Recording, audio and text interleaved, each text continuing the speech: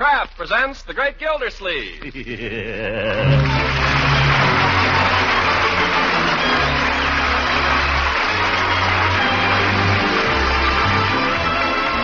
Kraft Cheese Company, makers of Parquet margarine and a complete line of famous quality food products, presents Harold Perry as The Great Gildersleeve. Kraft brings you The Great Gildersleeve every week at this time, written by John Wheaton and Sam Moore, with music by Claude Sweeten.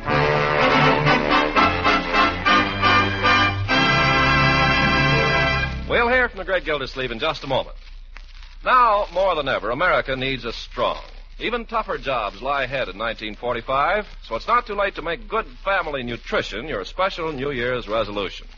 And to help your hard-working family replace some of that vital energy they use up daily, one of the best foods you can serve is delicious Parquet margarine. This nutritious spread for America's bread is a top-notch energy food, and Kraft makes Parquet an even more valuable food by adding 9,000 units of vitamin A to every single pound. And there's still another way Parquet margarine aids good family nutrition. Parquet's fresh, delicate flavor makes other wholesome foods taste better, makes you want to eat and enjoy your full share of bread, rolls, and cooked vegetables. So make Parquet a regular part of your family's daily diet. Buy delicious, nourishing Parquet. Parkay.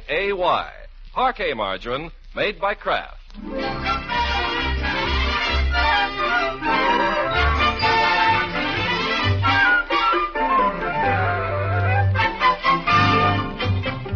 Now let's join our friend the Great Gildersleeve as he winds up the year 1944. It's the day before New Year's in Summerfield, and Gildersleeve, after considerable pressure from Leroy and with considerable reluctance on his own part, finds himself at last on skates.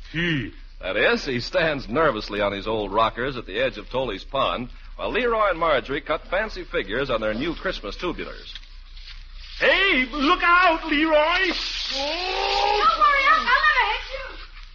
Hey, Marge, I'll race you down to the end of the pond and back. I think it's mean to leave Unky here all alone. Don't mind me, my dear. Just have your fun. Oh, come on, Uncle Mort, skate with me a little. You can hold my arm. I don't like the looks of this pond. It's a good pond. Safe, too, I don't know. Come on, let's try it. I'll take one arm and Leroy can hold the other. I want Leroy to keep away from me. I better try it alone first. You're doing fine, huh? That's not as bad as I thought. Why, you're wonderful, Unky. I used to be quite a skater in my younger days. Did you play hockey? No. Why not? It hadn't been invented. By George, this is fun. Come on, Marjorie. I'll race you down to the end of the pond. Okay. Wait a minute. I got a better idea. Let's play I Got It. You've got what? I got it. It's a game like tag, only everyone chases the one that's got it. Well, who's got it? I have. Well, you won't have it long. Chase him over here, Uncle Martin. I'll get him. No, sir. I'm going to catch him myself. Oh, yeah? Why, you... Oh!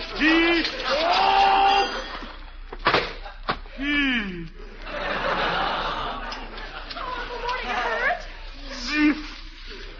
No, I'm all right. Here, let me give you a hand, Unc. Thank you. Oop. That's a whole line? Okay. Here. There. You okay, Unc? Yeah, at least I think so. Well, I still got it. You can have it, my boy. Unky, where are you going? I'm going to find something nice and soft and sit on it. You got it.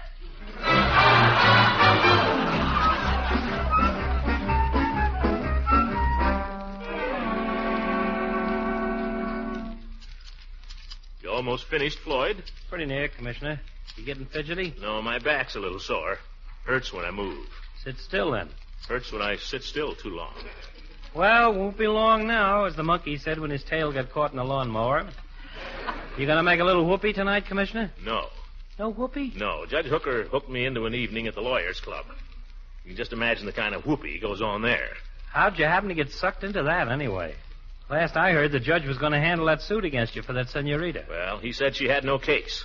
In fact, he was so friendly about it that I thought I ought to spend New Year's Eve with him. Oh, one of them things. Well, you should squawk. We got to spend the evening with the wife's folks. That makes me feel better. Yeah, they're pretty strict. Father ain't a bad guy. Probably like to sneak out with me if he got a chance. But her mother... Oh? What's the matter with her? Used to have money. Claims she did, anyway. To hear her tell it, she was practically an heiress, and the old man come along and married her when she wasn't looking. Oh. If you ask me, he's the one wasn't looking. Yes, sir, she's... Ow! What's the matter? Did I nip you? Why don't you sharpen your scissors, Floyd? I hone these scissors every day. Must have run into a tough hair. All my hairs are identical. Just watch it. I'll watch it. But as I was saying, the old lady claims she used to have money, so she always acts like everybody else was some kind of a bum from across the tracks. But if she was an heiress, her old man must have been a burglar, because her table manners never come from Park Avenue. Uses a knife and fork like a bulldozer.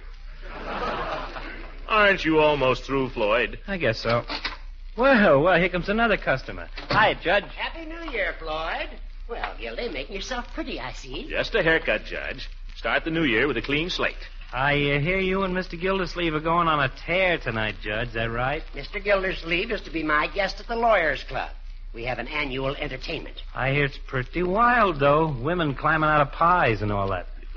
Now take it easy, Floyd. There'll be nothing like that on the evening's agenda. Agenda?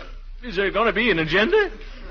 I was being humorous, Gildy. Oh. The program will consist principally of our annual mock trial. Trial, huh? Who's the prisoner? The year 1944 will be on trial for its life. Gee. I play the part of Father Time, and Judge Hofstadter is the prosecutor. Last year, he gave a summation of 1943. It was about as brilliant a piece of history as you ever heard. History? You'll enjoy it, Gildy. Some of the side remarks are very funny, too. Well, it sounds great, Judge, but... I never forget last year when Walter Irving, of counsel for the defendant, told the court that 1943 would go down in history as the year of sulfanilamide and penicillin. Hofstadter objected on the grounds this statement was drugged in. Was much funnier if you could have seen Hofstadter's face when he said it.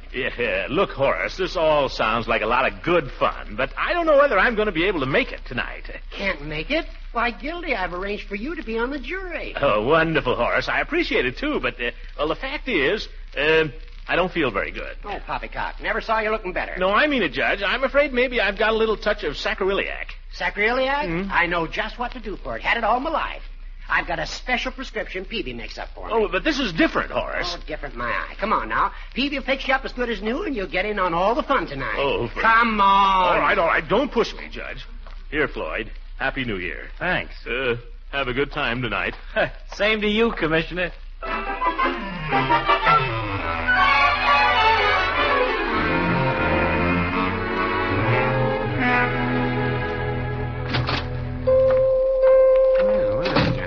Brings you here? Judge Hooker brings me here, Peavy. He claims you got a magic remedy for sacroiliac. Well, no, I wouldn't say that. You know, Peavy, the stuff you gave me that time I had the accident at the carnival? Oh, yes, that might alleviate it. I've got a bottle of it right here. What was your accident at the carnival, Judge? I fell off the merry-go-round. Serves you right, you old goat. Well, there it is, Mr. Gildersleeve. I make this up myself from a formula I picked up some years ago. Several of my customers have had very happy experiences with it. Oh? You drink it or rub it on the place? Oh, you rub it on. What's the nature of the injury? Well, I was skating and I fell on the ice. For that area, you'll need the larger bottle.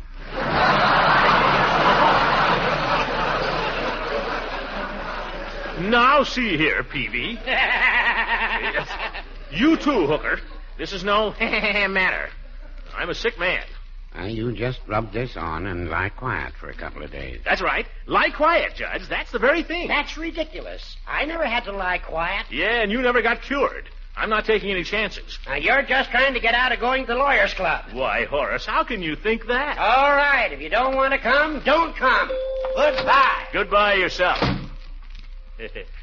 Peavy, I'm sorry I had to start a row in here, but I couldn't just see myself spending New Year's Eve with a bunch of lawyers. What are you doing tonight, Peavy? Oh, same as every year. Go to bed at 10 o'clock, and if the whistles wake us up at 12, we say Happy New Year. Well, by George, that's the sensible way to do it. The whole idea of sitting up till all hours is silly. Oh, it's all right if you feel like it, I guess. No, Peavy, it's just silly. Sensible way is to get a good night's sleep and get a flying start on the new year. Jump into 1945 with both feet and start punching. Well, I always clean out the cellar New Year's Day. Well, I don't say I'll go as far as that, Peavy. Well, hello, Mrs. Ransom. Hello, Mr. Peavy. Leela. Happy New Year.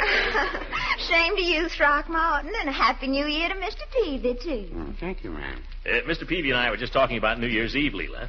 I bet you're going out on some wild party till all hours, aren't you? Well, no, Throckmorton, I decided I wouldn't. Back home I would, but it's not the same up here. Huh? What do you mean? Well, in Summerfield, the men don't dress, and there aren't any of the old traditions like the eggnog and all that make it such fun down home. Oh, I guess you're right, Leela. I suppose you'll be tearing around, though, won't you, Throckmorton? No, I just about decided to go to bed early and get a flying start on 1945. That sounds awfully sensible. No, I wouldn't say that. What? If I were as young as either of you, I'd raise little Ned tonight, and that's fact. Oh, you would, Peavy? I certainly would. By George, maybe you're right. Leela, how about it? Let's have some fun this evening. I'll put on my dress suit and make some eggnogs. Oh, Throckmorton, but what about your flying start on 1945? The heck with 1945. That's next year.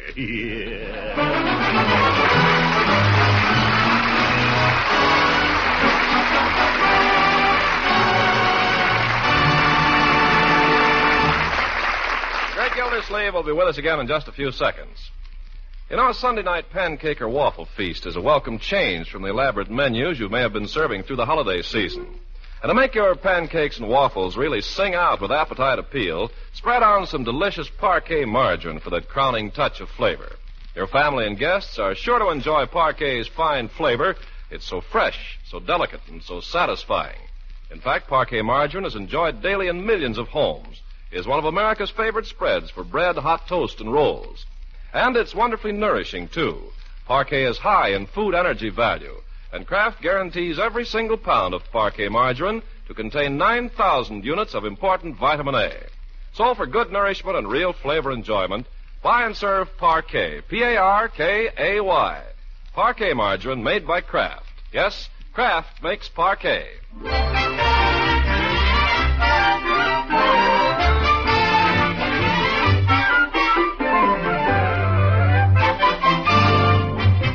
Back now to the Great Gildersleeve, who is determined to show his southern neighbor that the holiday hospitality of Summerfield can be quite as gracious and festive as that of the Old South.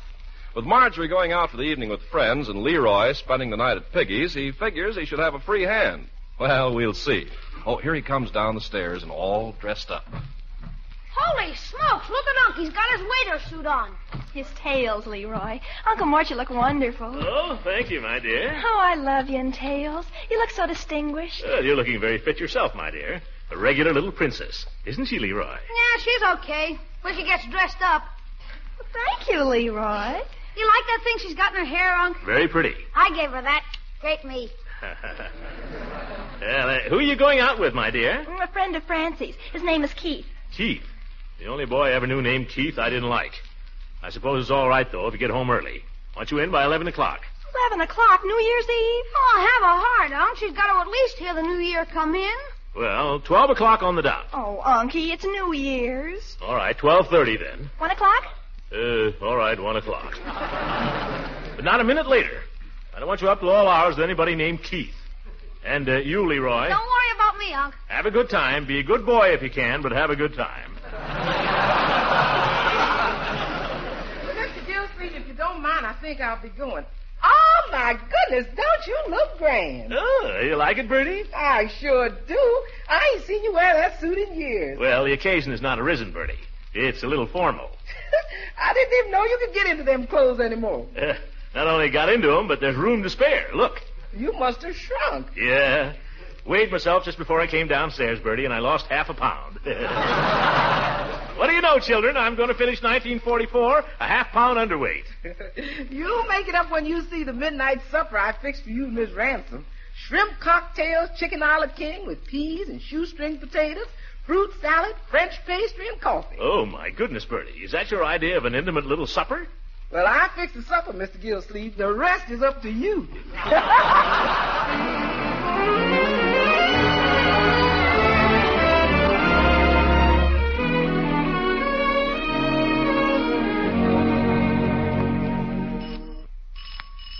Well, that's about time. 11:30. That's women for you. Oh, well. Well, Throckmorton, you darling, you dress. What did I tell you? Oh, that just makes the evening. Men always look so handsome in evening clothes. Well, let me turn on a little light here. Now, let me take... Leela, what have you done to yourself? You like it? Why, you're beautiful. Thank you. Your hair, you've done something to it. I'm wearing it a new way. Oh, pretty. You haven't mentioned my dress. I was almost afraid to. Oh, you. I declare you Yankees pay the prettiest compliments. Of course, you don't mean a word you say. Don't you believe it. Oh, almost forgot. Here, for you. For me? Bonjour, florist. Now, what could it possibly be? Why don't you open it? Flowers, a corsage. Oh, Throckmorton, this is too wonderful. Nothing cheap about Gildersleeve. I know. I'm going to be old-fashioned and wear 'em right here. You need something there.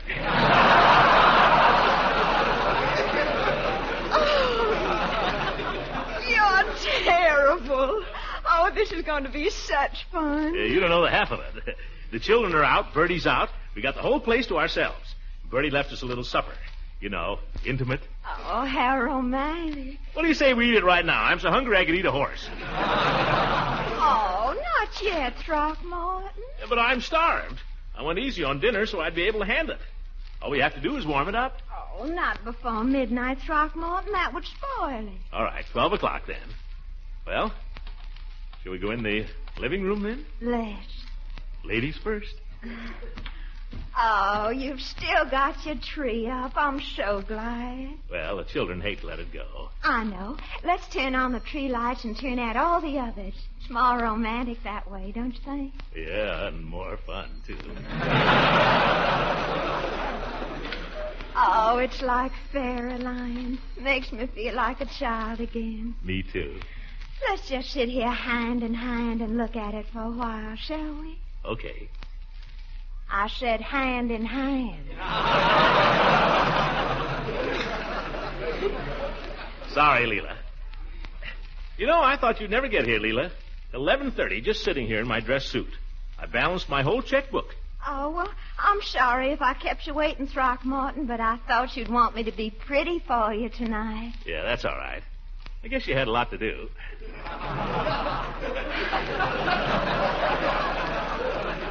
Besides, down home things never really got started before midnight New Year's Eve.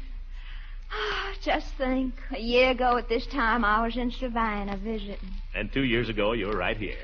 So I was.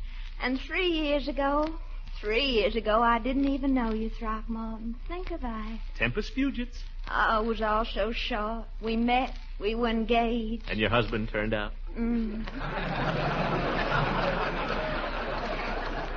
Poor Beauregard. It was such a shock after believing he was dead all those years. And then to have him go the way he did, kicked by a mule. Yeah, I know. I'll never know which was the greatest shock, his coming or his going. Oh, and after that, what happened to us, Throckmorton? I don't know, Leela. We just drifted apart, I guess. You went into mourning, and I buried myself in my work. You went chasing after Eve Goodwin. No, Leela, there was never anything like that. I liked Eve, and I admired her. I still do. But we were never right for each other. We found that out. You're the girl for me, Leela. You mean that? I was crazy not to know it all along. Oh, then what about this Miss Del Rey? Dolores, is that her name? Oh, nothing in that either, Leela. Never was. No, that was strictly Judge Hooker's mistake. Well, I'm glad to hear you say that, Throckmorton. Yeah, forget Dolores. I have.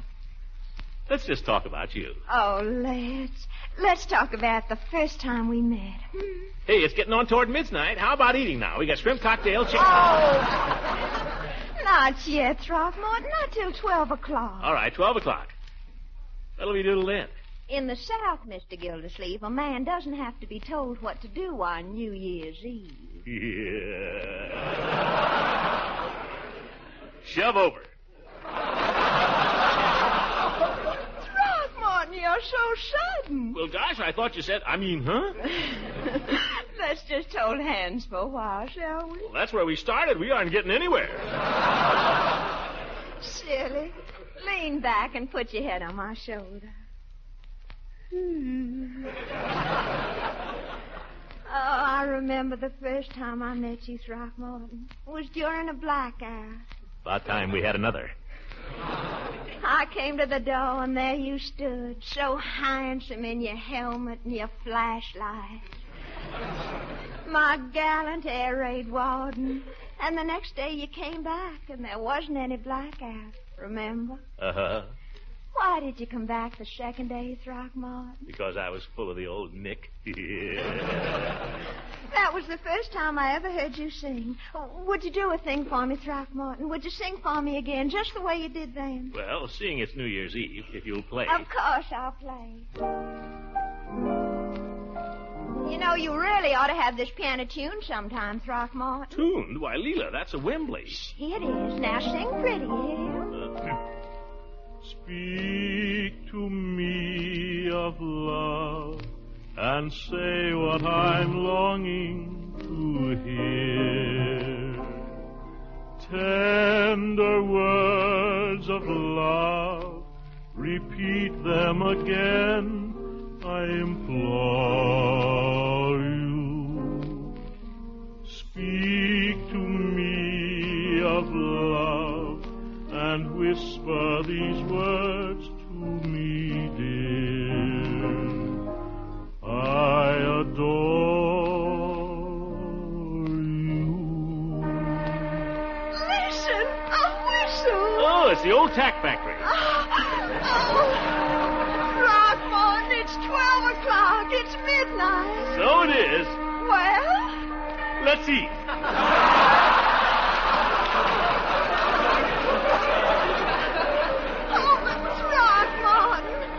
Going to wish me a Happy New Year? Oh, sure. Happy New Year, Leela. Happy New Year, He. By George, it's 1945 and I like it already.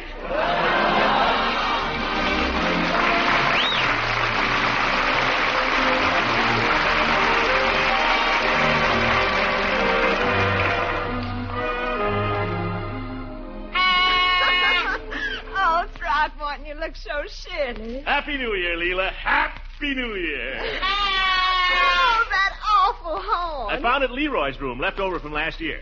Have another pastry, Leela. Can't let him go to waste. Oh, I couldn't possibly. Well, I might just take care of one more.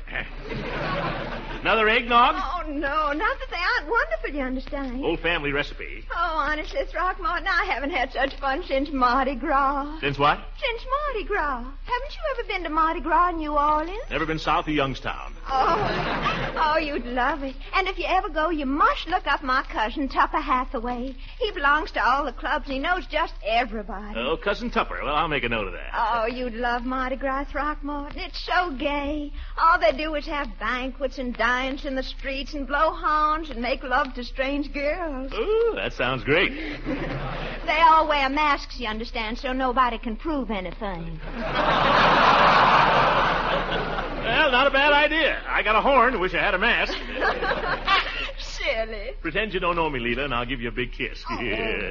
Throckmorton, I'm trying to tell you about Mardi Gras. I'm listening. Go ahead. They wear masks. Those are the mummers. That's what they call them. Mummers, eh? Mm-hmm. Honey child, come kiss you the old mummer. Oh, I declare you'd be a riot in New Orleans. I'm a riot right here in Summerfield. Oh, it's such fun down there, Throckmorton. Everybody is everybody's friend. That's what's so wonderful about it. Great. You run into a perfect stranger on the street and you invite him right into your house for an eggnog or whatever. It's perfect. Oh, that's what I miss about the South. That friendliness, that gaiety and hospitality. Listen, we can be just as friendly and hospitable right here in Summerfield as any place in the South. Oh, but people never do. That's a challenge. Come on, Leela. Where are you going? Get your coat on. We're going out and get hospitable. We'll whoop it up. We'll blow horns and ring bells. You're not serious. I mean it. Grab your coat there, Leela. We'll wish everybody a Happy New Year. If we see any strangers, we'll invite them in for an eggnog. If we run into any girls, they better look out. Throckmorton, what's got into you? Mardi Gras, the spirit of carnival. That's me. Yippee! Come on, Leela. You get to kiss all the men, and I get to kiss all the girls. Woohoo! Throckmorton, you're not ready. Don't hang back now, Leela. Come on. I'll show you how we do it in the old suit. Happy New Year, everybody. Happy New Year. What a town.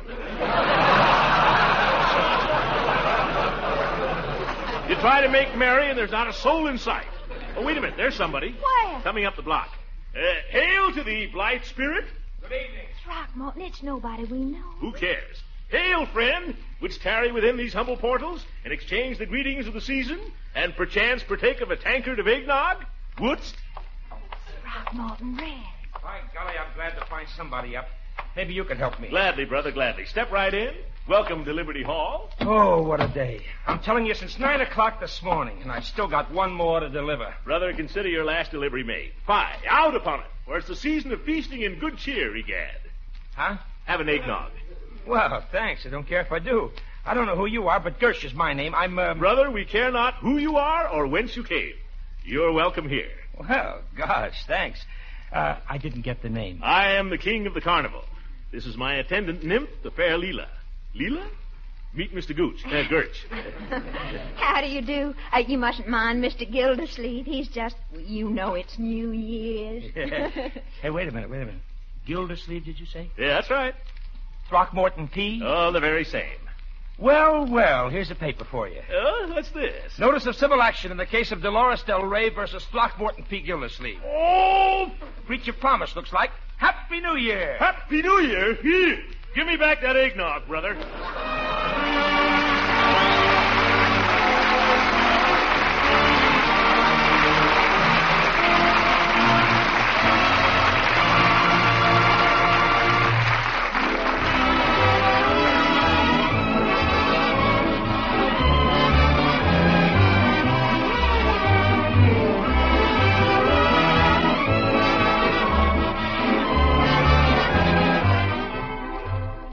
Listen, everybody. Your army needs nurses. And they need them badly. Thousands of wounded men are being returned to this country every day. And in order to take care of them, the Army needs 10,000 registered nurses at once. If any of you listening happen to be nurses, or if you know any, pass the word along. The Army nurse is the heroine of our armed forces. Our wounded fighting men look to her for help. The best doctors in the country are already in the Army. And the Army nurses working with them are handling new drugs, applying new treatments, and gaining experience years ahead of their civilian opportunities. Nurses go into the Army as second lieutenants, with pay equivalent to $226 a month. They're also eligible for veterans benefits. Any nurse can now get reclassified for military service.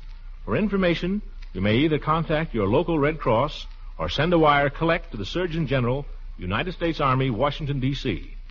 If you've been thinking about this, but putting it off, do it now, please, because now is when the Army needs you. Good night, everybody.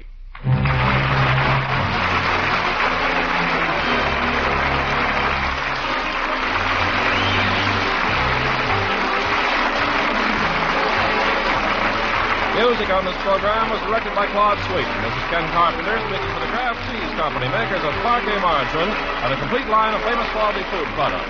Kraft invites you to listen again next week for the further adventures of the Great Gildersleeve.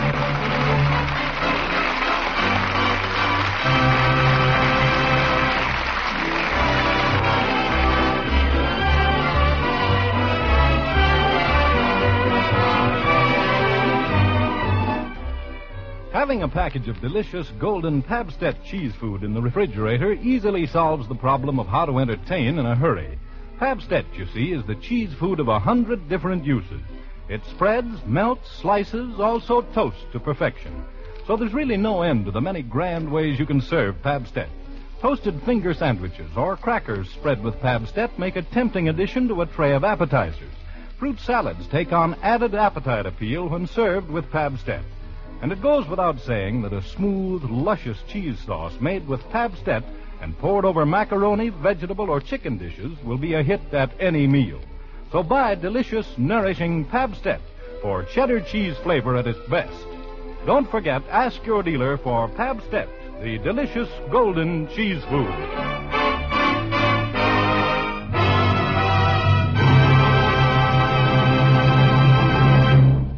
This is the National Broadcasting Company.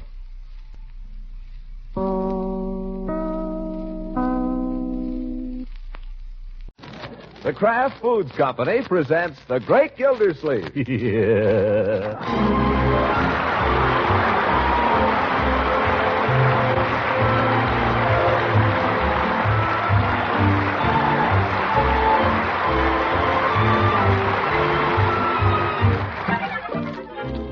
It's The Great Gildersleeve, starring Harold Perry, brought to you by the Kraft Foods Company, makers of Parquet margarine and a complete line of famous quality food products. Christmas week. Christmas to New Year's. These are the times that try men's souls. All the things you rushed out and bought the day before Christmas come back to plague you the day after. I don't know how it's been at your house. You probably weren't foolish enough to buy the little darling a set of drums. But at our house, all week long, it's been nothing but... Now, Leroy. Now, my boy. Leroy. Leroy! I'm trying to do some figuring here. Could you possibly pursue your musical studies at some other time, my boy? Oh, gosh, what's the use of having drums? Why did you give them to me if you... Don't ask me why I gave them to you. I don't know. I must have been out of my head. I'm sorry, Leroy, if I seem a little impatient. But this is very difficult work I'm doing here. I'm trying to add up my accounts. So if you could find something else to do... Will you play me a game of electric football? There's your sister. Why don't you play something with her? Play with her? Oh, Unky, if I ask you something, will you say yes, please? Will you please say yes? Well, now, wait a minute. I was nice about Christmas. I stayed home when you told me to. But this is different. New Year's Eve isn't like Christmas Eve, so please say I can do it. Please say yes. My dear, if you'd calm down and explain what it is you want me to say yes to. Oh, well, it's really a very nice place. Everybody says it's very nice. It's not run by gangsters or anything. And it'd be a chance to wear my new laughing jacket and my silver slippers. They'd be just perfect. So can I, please? Leroy, do you know what your sister's talking about? Does anybody? Now, Unky, don't be a tease. Say I can go. I'll just die if you don't. They have a band and favors and everything. And it's the grand opening New Year's Eve. And I've never been anywhere New Year's Eve. So can I? I take it, my dear, that you're asking my permission to go out this evening. Oh, that's right. To the Blue Cockatoo. You know, it's out on Route 28. That the place that used to be Julius's Hofbrau? The place they closed down last year? Oh, but it's under all new management. It's lovely now. Everybody says so. They're opening tonight. And Marshall's got reservations. His father got them for him, so... Can I go? My dear, you know what I think of Marshall Bullard. Well, you don't have to go with him. Please, Unky. It's Marshall's last evening at home. He has to go back to school tomorrow. Thank heaven for that, my dear. I wish they'd keep him there. Well, can I go or not? All right, go ahead. Pay no attention to what I think. I'm nobody. I just pay the bills around here, that's all. Oh, Unky, you're a darling. Yes, yes. Leroy, did you hear that? He said I could go. Oh, I could Jake, get it now. Just make her quit. What's the matter? She kissed me. What did I do?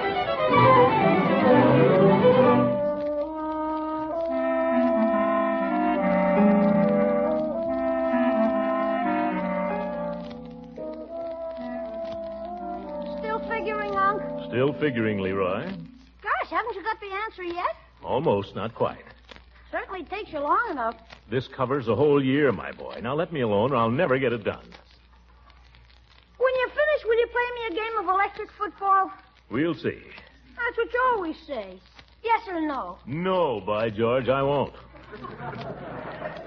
I played electric football with you all day Christmas and every night this week. I'm sick of it. Now stop bothering me. Unc, Yes? what can I do? Leroy, how can you ask that? Here you got all this stuff for Christmas. Go out and play with it. All I really want to play is electric football. Well, find somebody else then, but get out of here and stop bothering me. If I'm quiet, can I stay? If you're quiet. Oh, where was I? Oh, 51 and 3 is 54. And 2, 56. Unc. And 7 is 63. And 8 is 71. And 2 is 73. Unc. Just a second, Leroy. Oh, Uncle Mort, do you mind if I... Quiet. Can't you see Unc is busy? I'm sorry. Well, there it is. As of the close of business, December the 31st, 1945, flat broke. How do I do it? No matter how much I earn or how much I spend, it's always the same. Oh, well, at least I'm holding my own. You mean we're in trouble? Oh, no more than any other year. Are we poor, Unc? Just comfortably poor, I'd say, Leroy. Miss Gilsey, excuse me. Yes, Bertie? About this evening, you'll be going out, I suppose, New Year's Eve. Well, I don't know. To tell the truth, I haven't really got around to making any plans, Bertie. I've been so busy, I sort of let it slide. You'll be staying in then? Well, I haven't really made up my mind yet. I'll let you know. Well, Uncle Mort, if you're thinking of going out anywhere this evening, you better get busy. You may be right. Why, the Blue Cockatoo was sold out for New Year's Eve a week ago. If you think Christmas was bad... Oh, don't go anywhere, Unc. You and I can have a swell time right here. Doing what? Playing electric football. We can have a... That settles it. I'm not going to spend New Year's Eve playing electric football.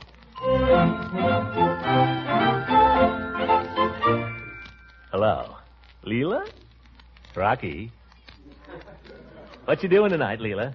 New Year's Eve, you know. We ought to... Oh. Oh, you are, huh?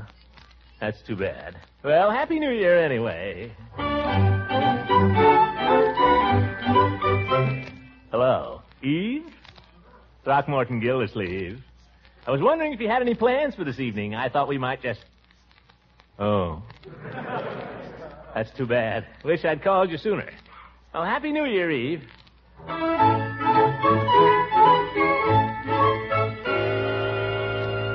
Hello, Miss Proudfoot? I don't know if you remember me, Miss Proudfoot, but this is Throckmorton Gildersleeve. I met you one time at Floyd Munson's. In the kitchen. I was wondering how you'd like to go out this evening and... Oh, you have. Nuts. I mean, Happy New Year.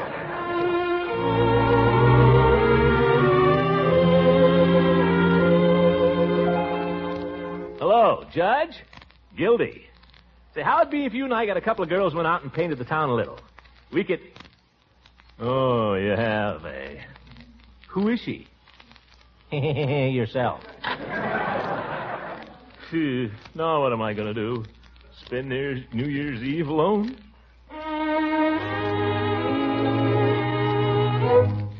Hey, wait a minute.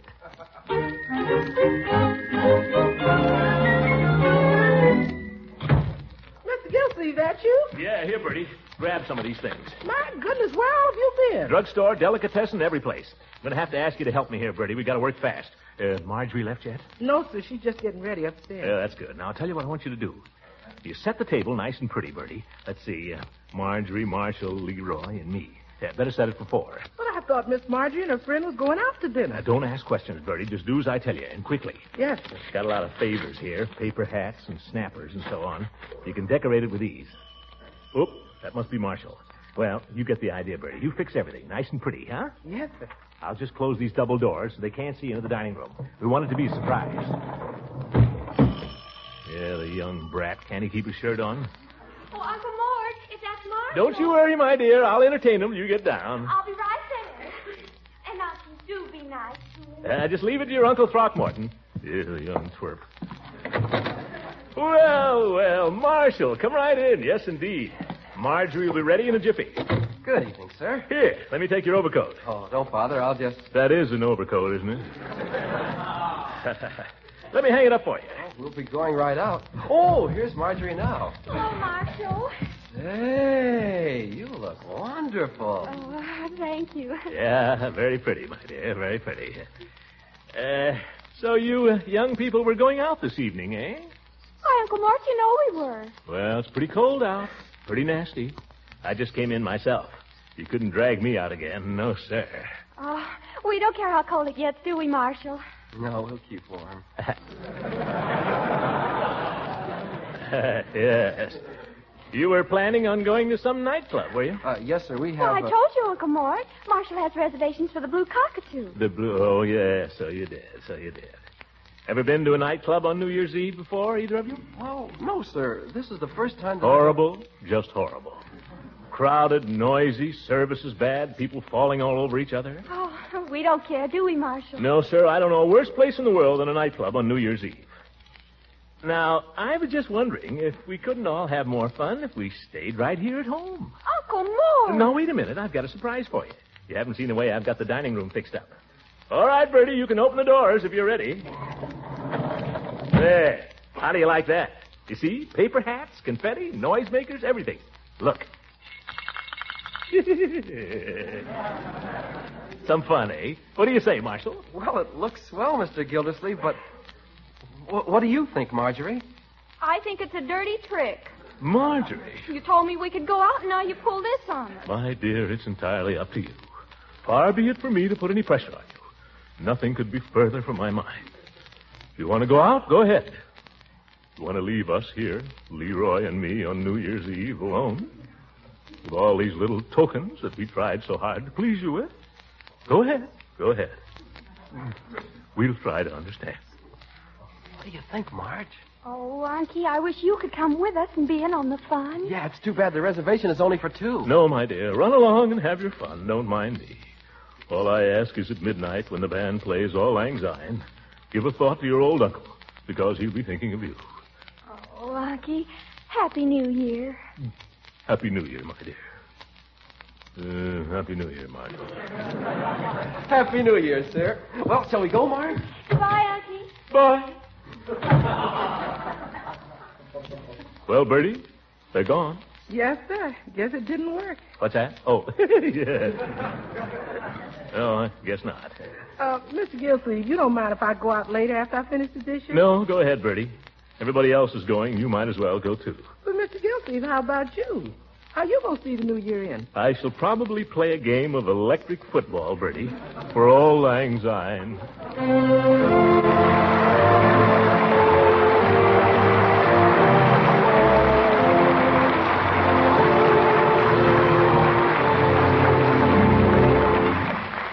The Great Gildersleeve will be back in just a moment.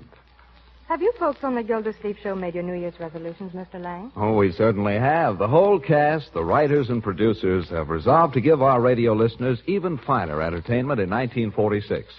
And I personally have resolved to win more friends for Parquet Margarine. Well, that shouldn't be so hard to do, Mr. Lang. I'm a regular user of Parquet Margarine. And any spread that tastes so good and can be bought so economically is sure to keep winning a lot of new friends. That's right. Why, did you know that Parquet Margarine was one of the fastest-growing brands in America before the war? No, I didn't. But I do know that Parquet is very popular today because it's often so hard to get at my neighborhood food store. Yes, Parquet Margarine is more popular than ever. It's winning friends right along because it tastes so good on bread, hot toast, waffles, and pancakes. And with Parquet's flavor still unmatched, I expect that resolution of mine to win more friends for Parquet Margarine is going to be easy to keep. Be sure to try delicious, economical Parquet soon. That's Parkay, Parquet Margarine, made by the Kraft Foods Company.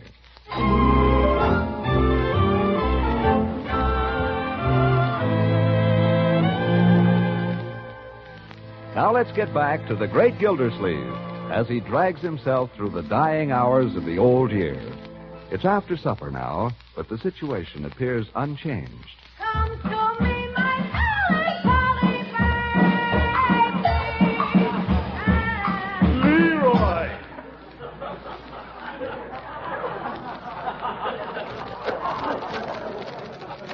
Why don't you learn the lyrics? My boy, for the rest of 1945, please, no drums. But there's nothing else to do. Then go to bed. It's almost time anyway. On New Year's Eve? I thought I could stay up till 12. We've got to think of your health, you know. I'm healthy. What if I should just happen to wake up at 12 o'clock? Well, then you may celebrate a little. Oh, boy, what can I do? You can say Happy New Year and then go back to bed. Is that all? That is all. Now go to bed. Okay. Oh, Miss Gildersleeve. Oh, what is it, Bertie? I'm going out now if you don't mind. Not at all. Have a good time. Happy New Year. Thank you, Miss Gildersleeve. Same to you. The house is all locked up front and back, so you don't have to do anything. Well, that's good. Well, good night, Miss Gildersleeve. Good night, Bertie. Wait a minute. Where are you going? To a party. Kind of a combination dance and frolic. Well, Sounds like a good combination. Sure is. Combined so good last New Year's, one man didn't come home for 3 days. Well, you don't say. Yes, sir. Well, good night, Miss Gildersleeve. Young people, old people, every kind of people there, I suppose? Yes, sir. Cradle to the grave. Young folks will jitterbug, I expect, and middle-aged folks, well, guess they'll jitterbug, too. The old folks get a waltz every 2 hours. By George. I better keep going. I don't want to miss anything. No, I guess not. Well, good night. Good night, Miss Gildersleeve. Happy New Year. Happy New Year, Bertie. Bertie has more fun than I do. Yes, sir, a lot more fun. I'd like to be going to a dance tonight myself. Say, I wonder what my secretary is doing tonight. I like the idea of going out with her, but just this once might not do any harm. I could call up and say, Bessie. Oh, no, I remember now. Out of town till Wednesday. Oh, well. Oh, doorbell. Well. I wonder who this could be. Leela, maybe. Eve.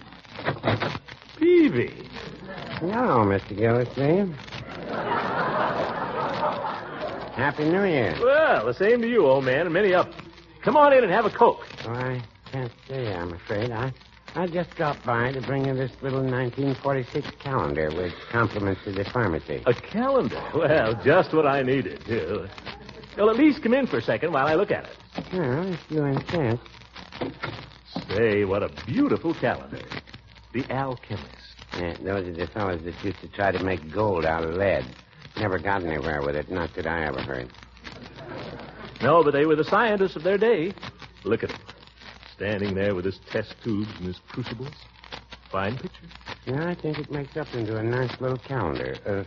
For the family trade, that is. Oh, perfect. The calendar man tried to sell me a picture of a girl with black silk stockings. Oh, well, that wouldn't do for your customers, Pete. That's what I say. Too bad, though.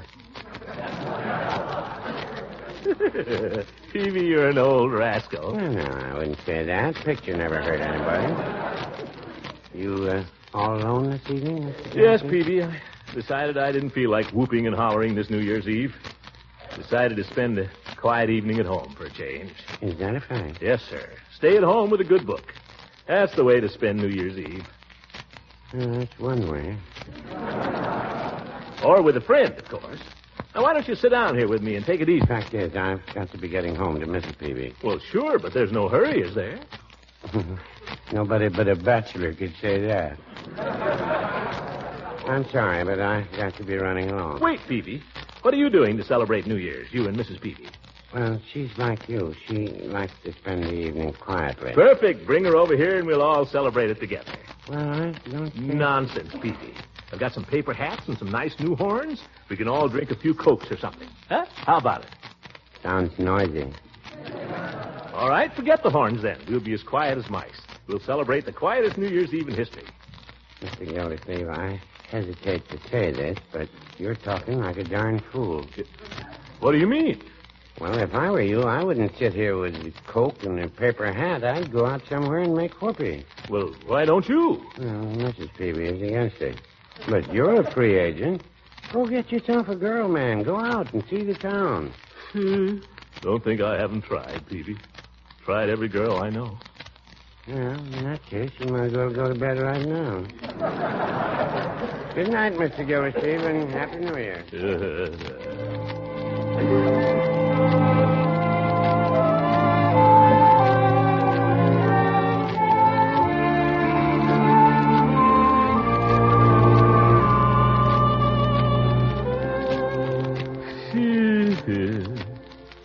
Well, looks like I'm stuck. New Year's Eve and not a friend that'll have a cup of kindness with me. Not a friend in the whole world. That's how I'm winding up 1945. Alone. I could be dying and who'd know it? It'll probably be just the same when I am dying. Nobody around to say a kind word. Nobody to soothe my fevered brow. Gildersleeve, let him die. Sure, let him die like a dog. Gosh, I wonder if I've got a temperature right now. Mustn't get ideas like that. Can't just sit here moping, no. Try the radio, maybe, and hear a little news. Can't believe it. Always thought I was popular. Been living in a fool's paradise, I guess. People just can't stand my personality.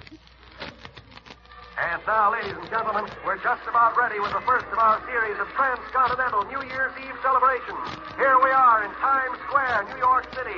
And when I say that Times Square is teeming with humanity, I don't want you to think I'm merely coining a phrase. Must be almost midnight back there. I asked one of the traffic cops how big the crowd was, and his guess was 200,000. Oh, looks more like 1 million to me. What a dope. 1 million people couldn't get in Times Square. Anyway, it's just a few seconds before midnight, and all these thousands of faces are looking up toward the big clock. They're waiting for the end of 1945. And here it is. What a way to celebrate. Childish. Yes, sir, 1945 is all over in Manhattan, and New York is giving 1946 a big hello. Now, I'll try to get a typical citizen here to tell you how he feels about it. I beg your pardon, sir, but how do you like 1946 so far? Lousy. You talking to me, boss? Yes, sir. Would you like to tell our listeners how you like 1946 so far? Best little old year I ever had so far, I see. And the young lady with you. Oh, boy, I wish you could see her, folks. How does she feel about it? How do you feel, honey? Feels well when I'm with you, honey. How can they put that kind of drivel on the air? Well... Happy New Year, Throckmorton. Oh, it's you, is it, Judge? What happened to your date? Well, I'd rather not speak of it, if you don't mind. But if you're busy... Not particularly. Come on in. Thank you. Throw your hat and coat any place. Come on in and have a Coke. Very kind of you, old man. What about your girl? Didn't she show up? Oh, certainly she showed up. I took her to the gold room at the Hotel Summerfield. Well, that's still pretty early. I'd rather not discuss it, Gildy. Well, suit yourself. I'll hear all about it tomorrow from whoever was at the gold room. Dagnabbit, I'm afraid you will. I suppose I might as well tell you what happened so you get the straight of it. Sure, go ahead, Judge. Well, I had a table at this place, and the young woman and myself were having a pleasant time, chatting and so on, till a sailor appeared. She seemed to be acquainted with him. Yeah? The sailor asked her to dance. So, not wishing to quarrel with the armed forces, I made no protest. Yep, I see. However, after the fifth dance, I felt that I'd done my duty. I remarked to the young woman I thought it was my turn. And? She slapped my face and walked out with the sailor. Yeah. I thought I might expect a little sympathy. Oh, I'm sympathetic, Judge. Believe me, I am. Only... Fine friend, I must say. I'm sorry, Horace. Honestly, I'm sorry, but that's women for you. Come on, sit down and forget it. I certainly like to, but I'm afraid I'll hear plenty about it tomorrow. Anybody mentions it to me, Judge, I'll punch him right in the nose. Here, have a drink. Thanks, Gildy. Certainly glad you came by, old man. I've been sitting here feeling sorry for myself. Sitting here alone all evening. I'd begun to think maybe there was something the matter with me. Something wrong with my personality. By George, I don't know why you should think there's anything wrong with your personality, old man. You've got plenty of it. Oh, you really think so? I do, sincerely. Good old Horace. Here's to you, old man. Happy New Year. Happy New Year. Yes, sir. When Leela Ransom, a girl I've been engaged to, mind you, when she thinks so little of me, she won't even save me New Year's Eve. Well, makes a fellow wonder, that's all. Oh, don't be silly. Why, Leela thinks more of you in 2 minutes than she does about any other man in 10 years. You're a he-man. Strong, masculine personality. And yet you know how to handle women. Yeah, guess you're right. Guess Leela was just standing me up tonight to make me jealous. Yeah. May I fill up your glass? No, not yet. Thank you. You know, Throckmorton, having that girl walk out on me tonight was a bit of a blow to my ego. Quite a blow. I had the feeling that she found me attractive. She laughed at the little things that I said about the menu. She laughed when I showed her that stunt, you know, with the spoon and the salt cellar. I thought that we were getting on splendidly. Do you suppose I've seemed old to her? Oh, no, Horace. Believe me, any woman would guess you weren't a day over 55. Well, I'm only 62. You certainly don't show it. I mean, you look lots younger, Horace. Yes, sir. The way you carry yourself. The spring in your step. The sparkle in your eye. I've seen women look at you when they walk down the street, Judge. You have, Gildy? Recently? Plenty of times.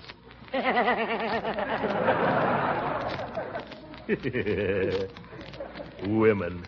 They need us more than we need them. Have another Coke, Judge.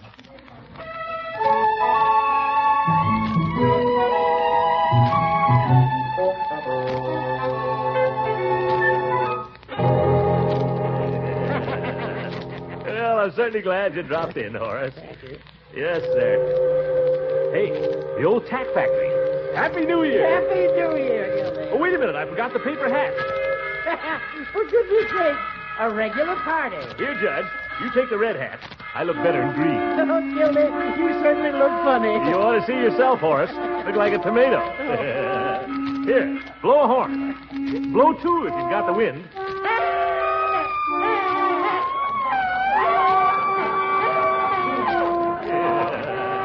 By George. Good old acquaintance be forgot and never brought to mind. Hey, Happy New Year! Leroy, get back in bed. Happy New Year. Happy New Year. We'll take a cup of kindness yet for old lang syne. What a pair of characters.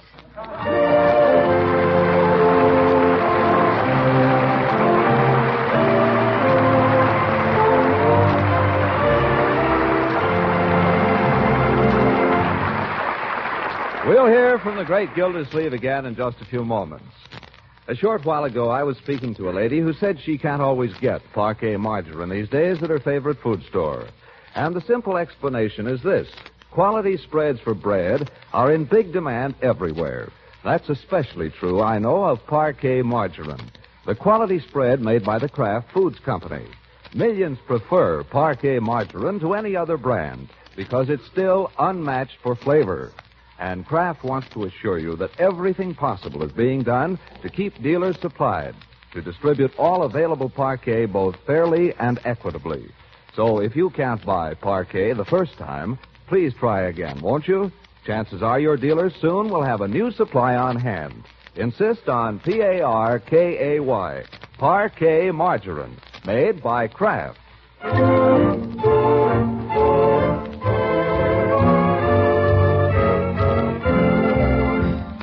Ladies and gentlemen, the United States Treasury has asked us to announce that the sale of savings bonds will be continued now that the war is over. This means that those of us who have been participating in payroll savings plans can go right on laying up a nest egg for the future, at the same time helping to control runaway prices. You can still get F and G bonds as well as the E bonds, which most people bought during the war. The return is still at the same high rate, $4 at maturity for every 3 that you invest. Might be a good New Year's resolution to buy U.S. Treasury savings bonds regularly. Good night and a Happy New Year.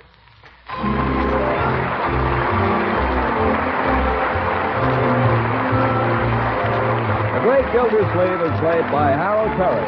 It is written by John Whedon and Sam Moore. The music is by Jack Meakin.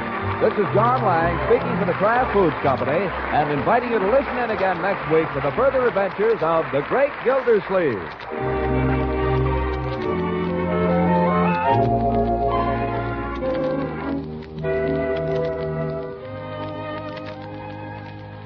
If you're planning a gay New Year's party, liven the foods on your buffet with a taste-tingling flavor of Kraft salad mustard. Your guests are sure to like this tangy, golden Kraft salad mustard blended into tasty appetizers, relishes, and sandwich spreads, or in a delicious filling for deviled eggs. For those who like a sharper tang, there's Kraft mustard with nippy horseradish added. So be sure to buy both kinds. Ask for Kraft horseradish mustard and Kraft salad mustard when you shop tomorrow.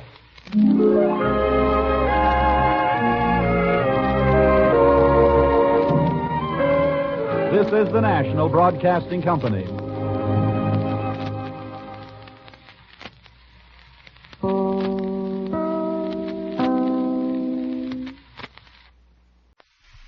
Kraft Foods Company presents The Great Gildersleeve.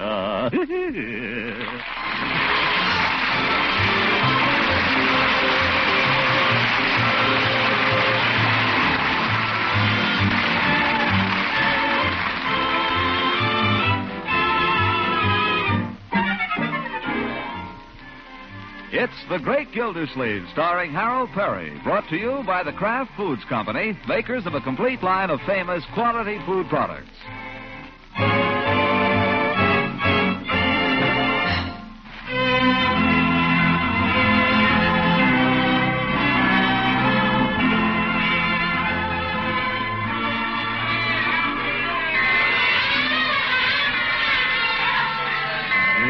Happy New Year. I'm making no resolutions this year. I'm just going to be a bad boy. That's my only resolution. I'm going to be a bad boy. What a terrible way to start the new year. But before we condemn our hero, let us review the tragic events which have put him in this desperate frame of mind. It all started with Gildersleeve's plans for Summerfield's annual costume ball. When he got his costume, he naturally wanted to tell somebody about it.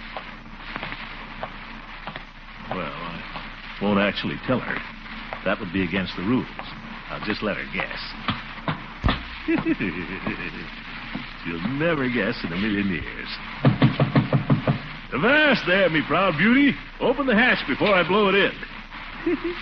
15 men on a dead man's chest. Yo-ho, yo-ho, in a bottle of hello, Eve. Why, Throckmorton. Got my costume for tomorrow night, Eve. Right here under my arm. Oh, no, you mustn't tell me what it is, Throckmorton. That would spoil all the fun.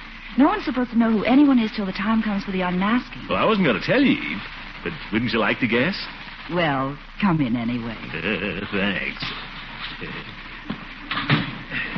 Won't take my coat off. I got to be getting right along home. Well, go ahead and guess, Eve. Oh, I don't think that would be fair, Throckmorton. You might start hinting. Oh, go on. Guess what I'm going to be. Humpty Dumpty. Why do you guess that? I don't know. He's kind of roly-poly, and you asked me to guess. Guess again. Henry VIII? Well, I get mixed up on those kings. Which one is he? The fat one. The one with all the wives. You know, he... Why do you guess only fat people? I've guessed only 2. And you insisted on my guessing, you know. All right, I'll give you a little help. 15 men... Oh, no, you don't. Now, be fair, Throckmorton. I want it to be a surprise. But, Eve, the whole thing's a lot of nonsense. As soon as I call for you tomorrow evening, that'll give the whole thing away. By the way, what time do you want me to call for you? You were planning to call for me? Oh, of course. Oh, I wish I'd known that before. Well, of course I'm going to call for you if I'm taking you to the ball. I didn't know you were taking me to the ball. Oh, I'm afraid it's too late now. What? You never asked me, Throckmorton. You never did. Well, gosh, Eve. I waited and you never asked me. Gosh, I took it for granted that you and I... And I took it for granted since I never heard from you that you'd invited someone else. So I accepted another invitation. Listen, you sold me the tickets to this thing. I had a right to assume you were going with me. Why, I sold over 50 tickets, Throckmorton. I couldn't go with all of them. Nuts. Gosh, if I'd had the slightest idea, Eve. I've got my costume here and everything. You couldn't just... Not now. I couldn't possibly. I'm sorry. But when you're inviting a lady to something, it's customary to invite everyone. I suppose you're going with that gym teacher again. He was kind enough to invite me. And he's very nice, really. I'm sorry there was a misunderstanding, Throckmorton. I'll save you a dance if you like. Don't bother. Oh, now, Throckmorton, don't be a baby. Who's a baby? I was going to be a pirate, but now I won't be anything. Won't even be there.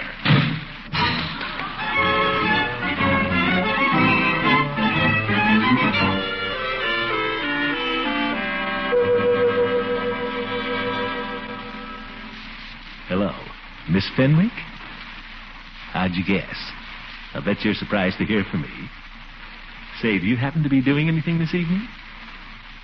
Oh, you are, Well, I just thought...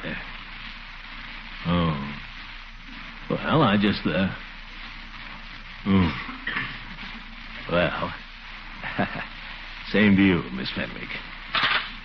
Nuts. What's the matter with this town? New Year's Eve and everybody's going someplace. Oh, well.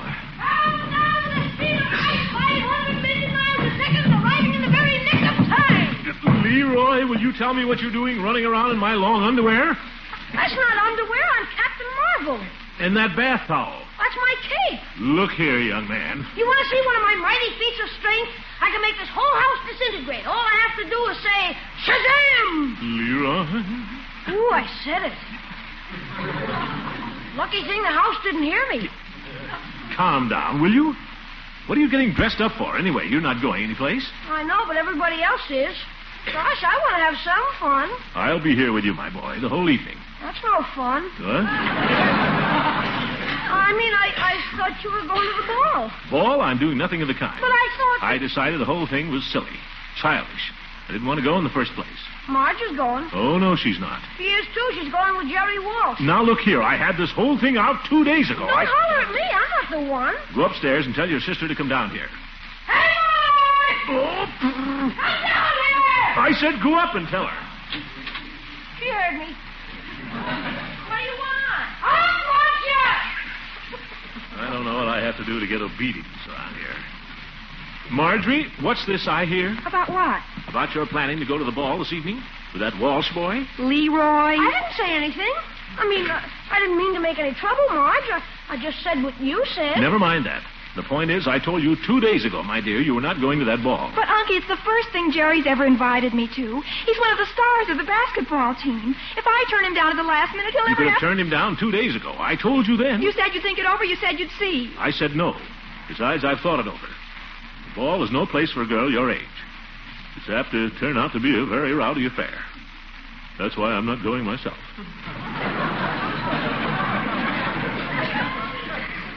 I think you're mean. Moreover, I don't want you going around with that Jerry Walsh.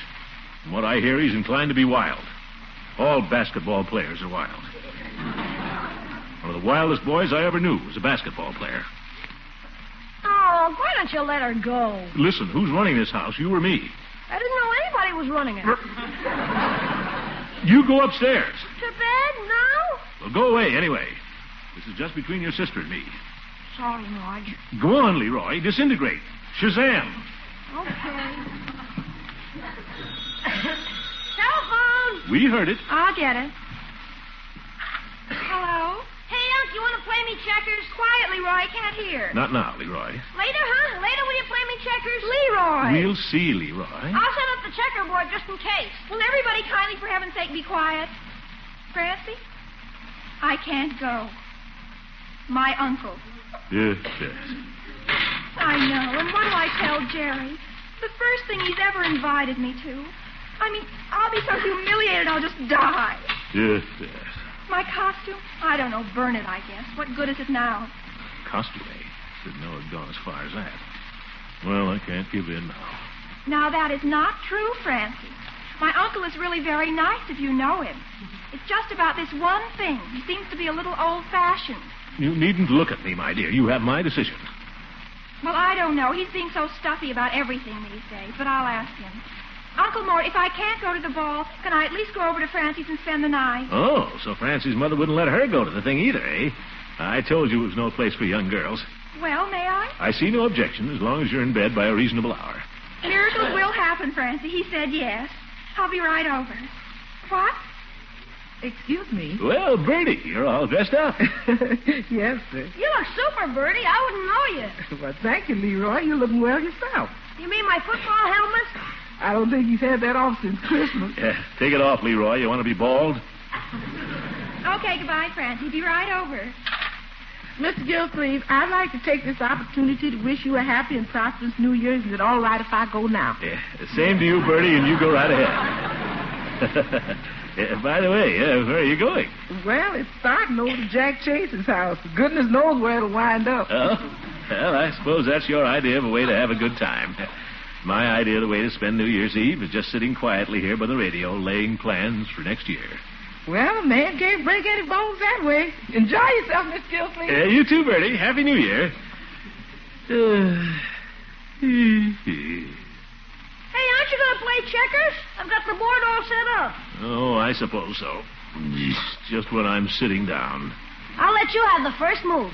Oh? Well, there. I expected that.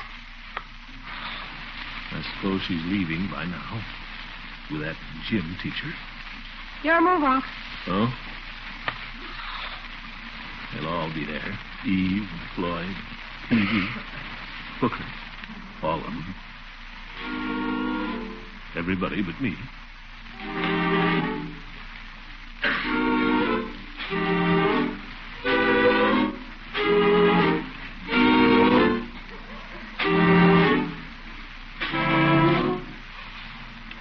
Yours, Unc.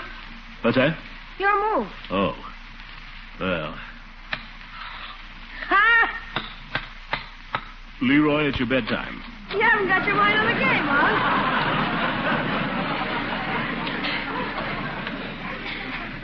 I'll admit I haven't got my mind on the game, but you go to bed anyway. Do I have to? Yes, it's 11:15.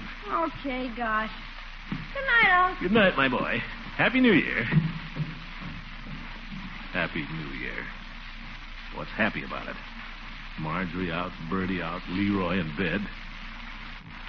Well, suppose I could listen to the radio. I've missed date with Judy, though, and Fibber McGee. Here, all milling about in the street down here below us. As I say, the crowd is milling about in the street here below us, and it is now just about 1 minute to midnight. The crowd waits, milling about in the street here below us for the new year to come in. Let's listen to them for a moment. Gosh, it's midnight there already. That means it's 11 here. Clock's slow. Well, it's just about time. It's the moment we've all been waiting for here. So now let's see how they're taking the new year in the dear old South. Taking away Atlanta. Atlanta? Yeah, Leela could be there. For your listening pleasure, the music of Manny Copeland and his orchestra coming to you from the glamorous Magnolia room of the Jefferson House. And now, here's a lovely little lady, one of the guests here. Won't you step up to the microphone, honey? Tell the folks what you think of this celebration. Well, I just think we're all just having just the loveliest time here. And I just love New Year's. And I just wish you all could be here because we're just having the loveliest time. I declare I'll take... And there it is. Happy New Year, folks. That girl. She sounded just like Leela. She couldn't have been, no. Leela. How many New Year's Eves have I spent with Leela?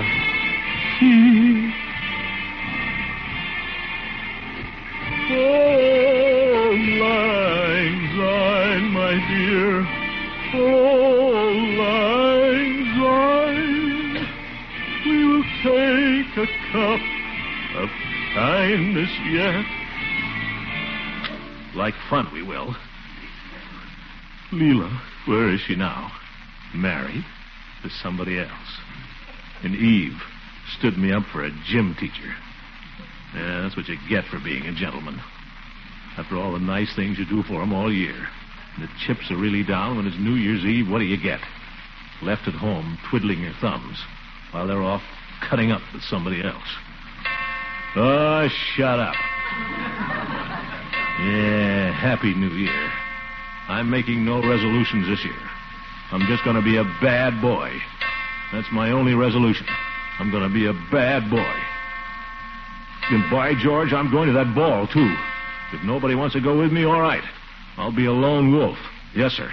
I'll get into my pirate suit and I'll go down there, and if anybody thinks I'm fooling, she'll find out.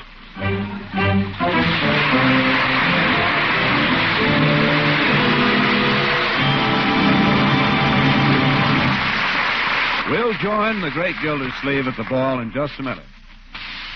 Tonight, the folks at Kraft extend their very best wishes for a happy, healthy New Year. They also want to pledge their best efforts to produce for you in 1947 more of those fine Kraft food products that have been so much in demand and often so hard to get these past few years. That sounds very promising, Mr. Lang. And I hope especially they'll be making more parquet margarine. It's our family's favorite spread for bread. But still a bit scarce, you know. Well, then, here's some good news. Kraft hopes to produce much more parquet this year. Of course, some of the fine farm products from which parquet is made are still in short supply. But the outlook is a lot brighter. And as more of these wholesome farm products become available, we'll be rushing Parquet margarine to your dealer. Fresh and country sweet in flavor. The same fine quality as always. So look for it in your favorite food store. Look first for the margarine of Kraft quality. Look first for Parquet, P-A-R-K-A-Y, Parquet margarine, made by the Kraft Foods Company.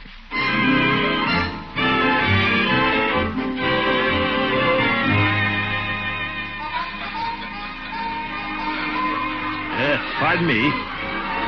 Pardon me. Hey, look where you're going. Oop.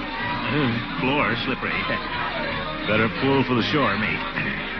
Join the stag line over by the punch bowl. Pardon me.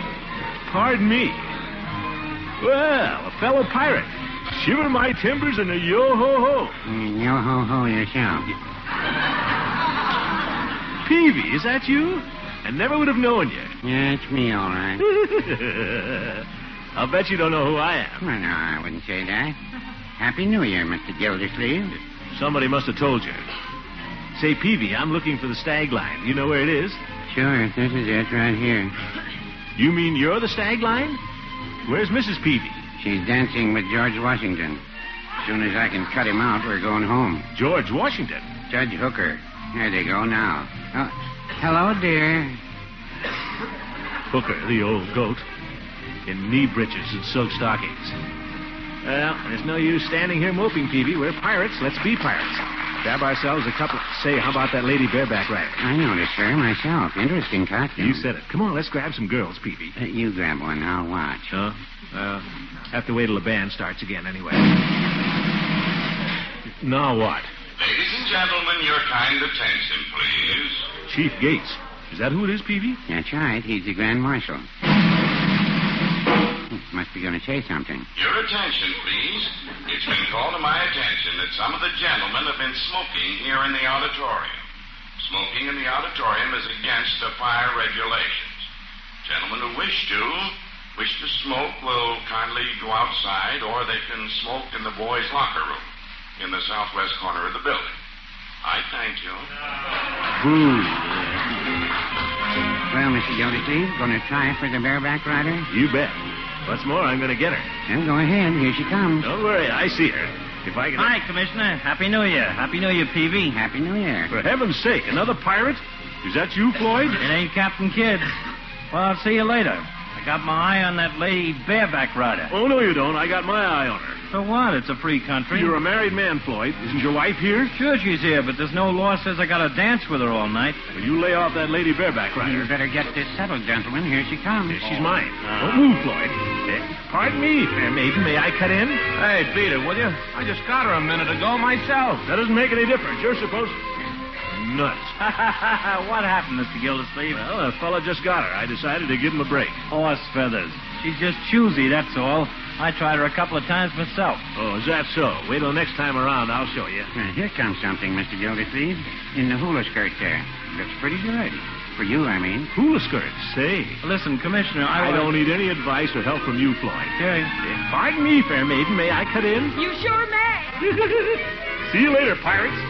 I'll be darned. He got her. Yeah, he got her all right. I tried to warn him, but he wouldn't listen. What do you mean? That's the wife. Well, serves him right for being such a bullhead. I remember when I was first going with Floydie, Mr. Gildersleeve. He used to take me to dances all the time. Yeah. He used to be nice and light on his feet, but he's terrible now. I suppose it's from standing around that barber chair all day. That'd give anybody fallen arches. And then he's put on so much weight. Yes. Whatever it is, I'm crazy about dancing, but he don't seem to care for it.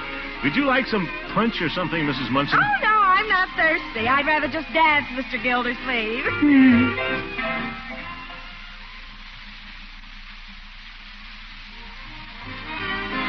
He told me one time he wished I was a blonde instead of a brunette, so I went and got my hair bleached. You should have heard him holler. Do you think I look better blonde, Mr. Gildersleeve? I guess so. I mean, not particularly. I mean, hi, Floyd. Hi, Commissioner. Swell party, ain't it? Yeah. It's nice to see Floydie enjoying himself for a change, as long as I'm having a good time, too. Yes.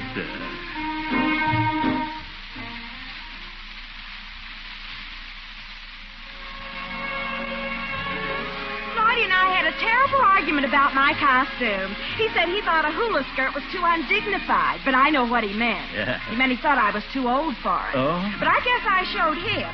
What I say is a girl isn't too old unless she feels too old. Yeah. Do you think I'm too old for a hula skirt, Mr. Gildersleeve? Mrs. Munson, will you excuse me for a minute? I have to go to the boys' locker room.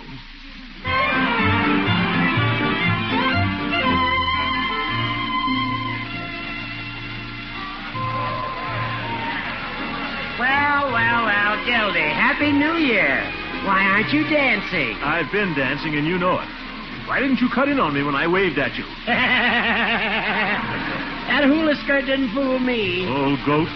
Say, here comes the lady bareback rider. Who is she, anyway? I don't know. My impression is she's a little too popular for the likes of us. Us? Speak for yourself, Hooker. There's nothing the matter with me. Just watch me. Pardon me, fair maiden. May I cut in? Oh, for Pete's sake, I just got her myself. What of it? You're supposed to let another fellow. I'll report you to the Grand Marshal. He's a friend of mine. Nuts.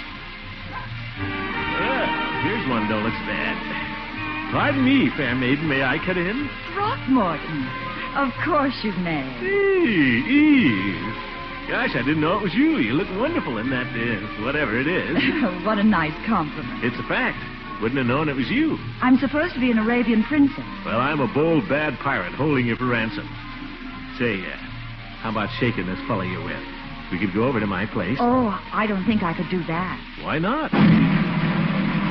The chief again, the big show-off, stops the music every 10 seconds or you can make a speech. Your attention, please, ladies and gentlemen. In a few moments, we'll have the main event of the evening, the gentleman's foot race, followed by the unmasking, the grand march, and supper. A foot race on this floor? The regulations, as agreed on by the arrangements committee, are as follows. The ladies will line up at the east end of the auditorium, and the gentlemen at the opposite or west end. Yes. At the signal, the men will race to claim their partners. First come, first served. That is, whoever you catch is your partner for the grand march and for supper, which will follow immediately. I thank you. Shall we dance some more, Eve? If you like. Say, Eve, I've got an idea. Let's have supper together. Tell this gym teacher you promised me the supper dance. But Throckmorton, you just heard the announcement. Everyone is supposed to race the supper partner. Well, we could get around it. We could sneak out right now and come back after the race is over. Why, Throckmorton, that would be cheating. But if you win the race fair and square, I'd love to have supper with you. Race on this floor?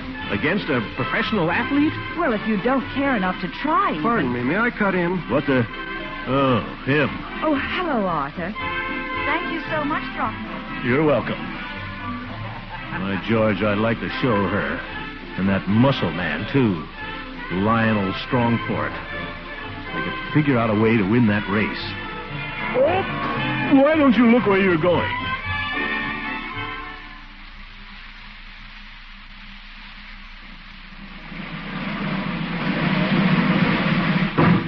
All ready for the main event. Are the ladies in their places? Yeah. Gentlemen in their places? Yeah. All right. I'll say 1, 2, 3, and then strike this gong, which has been kindly provided by Chick Miller, our orchestra leader. Ready? 1, 2, 3.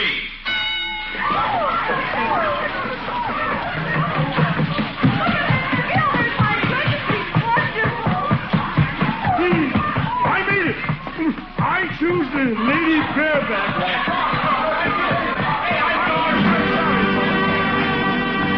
Mr. Throckmorton P. Gildersleeve is the fastest man in the crowd. Let's give him a hand. It wasn't so much. How in the dickens did you do it, Commissioner? Everybody else was sliding around and falling down. I went outside and put on my rubbers. Well, I'll be darned. I used my head, that's all. Ladies and gentlemen, everyone will now unmask. Well, here I am, fair maiden, Throckmorton P. Gildersleeve, at your service. Come on, you have to take yours off, too.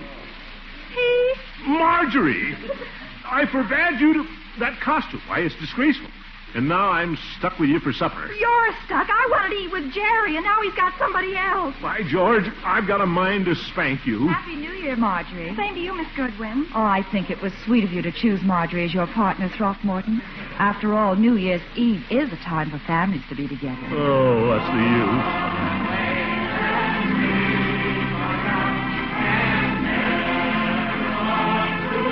Sing, Marjorie. Old acquaintance be forgot, and days of old lang syne. Sing on, Keith. Nuts. Oh, lang syne, my dear. Oh, lang syne. We'll take a cup of kindness yet for days of old lang syne.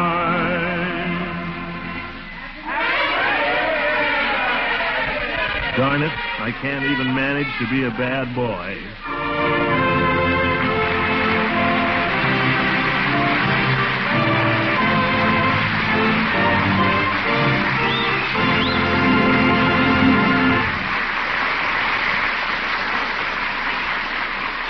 The Great Gildersleeve will be with us again shortly. I suppose every one of us would like to know what's ahead in 1947. Well, at the Kraft Foods Company, we have high hopes that delicious country sweet parquet margarine will be available in larger quantities this coming year. More parquet will be produced just as quickly as more fine, wholesome farm products are available. And perhaps the time isn't far off when there'll be plenty of parquet margarine for everyone. And here's one thing you can be sure of. Every single pound of parquet you buy in 1947 will be the same fine quality as always. Rich in good flavor, high in food energy. Every pound reliably fortified with 15,000 units of vitamin A. So look first for this margarine of Kraft quality. Look first for Parquet, P-A-R-K-A-Y, Parquet margarine, made by Kraft.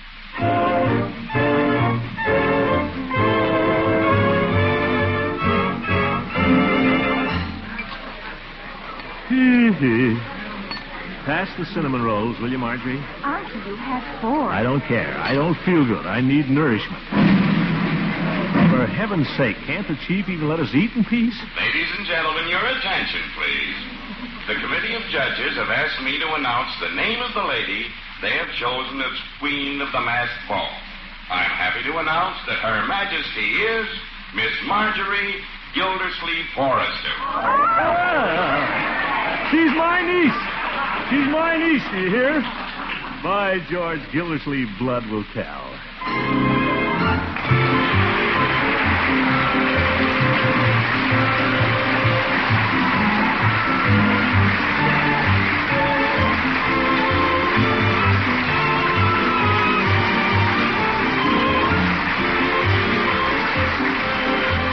The Great Gildersleeve is played by Harold Perry. It is written by John Whedon and Sam Moore. The music is by Jack Meakin. Included in the cast are Walter Tetley as Leroy, Louise Erickson as Marjorie, and Lillian Randolph as Bertie. Judge Hooker is Earl Ross, and Dick LeGrand is Mr. Peavy. This is John Lang saying goodnight for the Kraft Foods Company and inviting you to listen in again next Wednesday for the further adventures of the Great Gildersleeve. Good night. Happy New Year. See you in Memphis next week.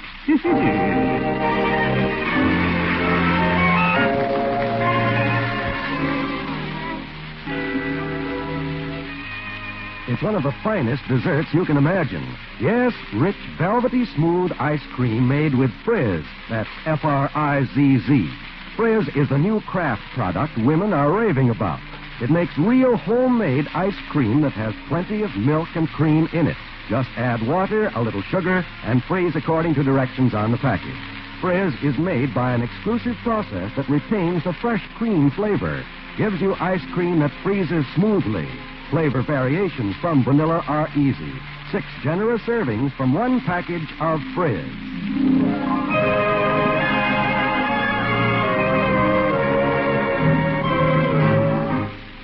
This is NBC, the National Broadcasting Company.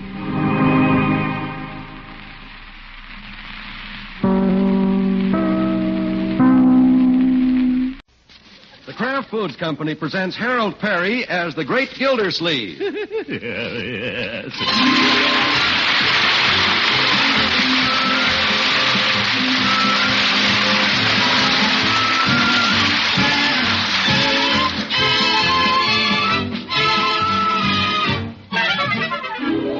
Would you like something new for the new year? Well, then start the year right by getting acquainted with the latest addition to the Kraft family of fine cheese, K-Brand Natural Cheese. It's a mellow, delicious cheddar you're going to enjoy as a special treat in the coming year. Listen for more about K-Brand cheese later.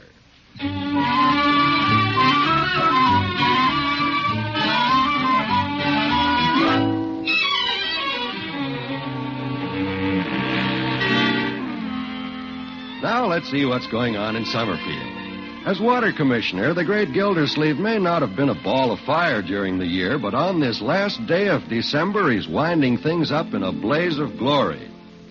Bessie, you have those reports filed away? Oh, yes, sir, Mr. Gildersleeve. And all those old letters you had in your desk, too. They took up 2 whole cabinets. Well, we don't mind a little work, Bessie. Just so we've cleared the desk for 48. Oh, we did. And I clearly marked both cabinets. That's good. Unfinished business of 1947. But last year we only had 1 cabinet full of unfinished business left over. Business is getting better, isn't it, Mr. Gildersleeve? Well, let's hope that's the explanation, Bessie. But it's all over for this year. Now we can relax. What time is it? Only 2 o'clock. Should I get my pad and pencil? Bessie, it's December 31st. Doesn't that mean anything to you? Oh, yes, sir. What? Gosh, I don't know. I guess you caught me in a fib, Mr. Gildersleeve. It means it's the last day of the year, Bessie. Let's close up the office. Besides, I have some arrangements to make for New Year's Eve. Oh, you mean all those parties, Mr. Gildersleeve? You certainly were invited to a lot of them. Well, yes, I was. New Year's parties are such fun. When it's 12 o'clock, you say Happy New Year and then kiss everybody. Yes, you have the general idea, Bessie. Let's see, I'll stop in at Doris's at 9, Eve's at 9:30, pay a call on the Bagley sisters at 10, then be back at Doris's by 11. She invited me twice. But you can't celebrate until midnight, Mr. Gildersleeve. Oh, they all have radios, Bessie. I'll find New Year's someplace. I bet you could turn on that portable there and find they're celebrating right now in Calcutta or someplace. Oh, Mr. Gildersleeve, do you really think so? I was only making a point, Bessie. The time changes around the world. Now run on home and have a Happy New Year. The office is closed. Thank you, sir. And, Mr. Gildersleeve, you've been very nice to me this year. Yeah, you've been a pretty good secretary. I have, Mr. Gildersleeve. Oh, Mr. Gildersleeve. No, Bessie. Happy New Year. Bessie. Happy New Year.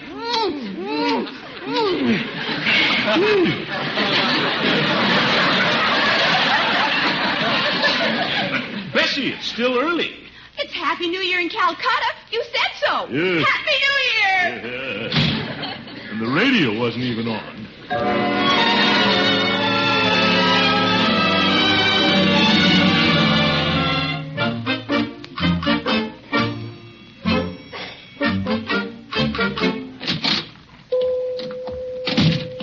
Well, hello, Peavy. Hello, Mr. Gildersleeve.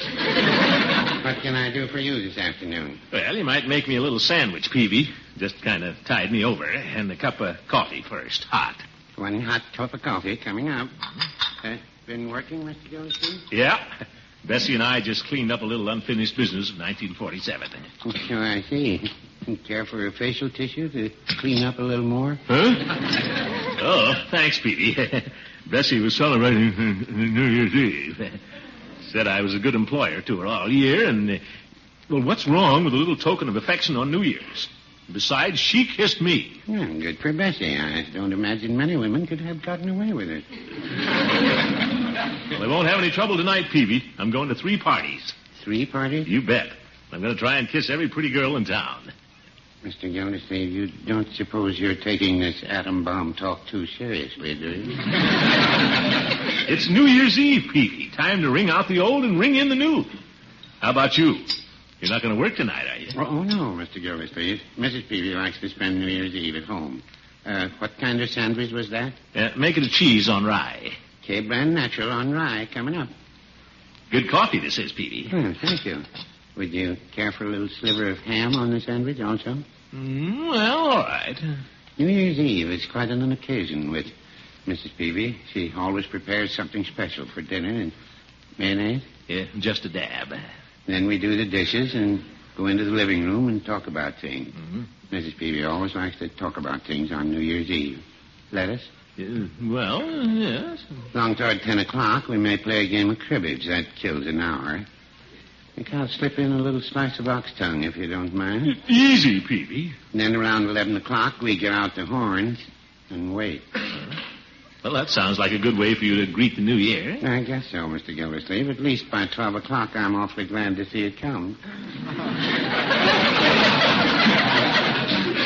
Yes, but how about the sandwich? Oh, you care for this little pickle nub in it, too? Peavy, how much is all this going to cost? Oh, no extra charge to you, Mr. Gildersleeve.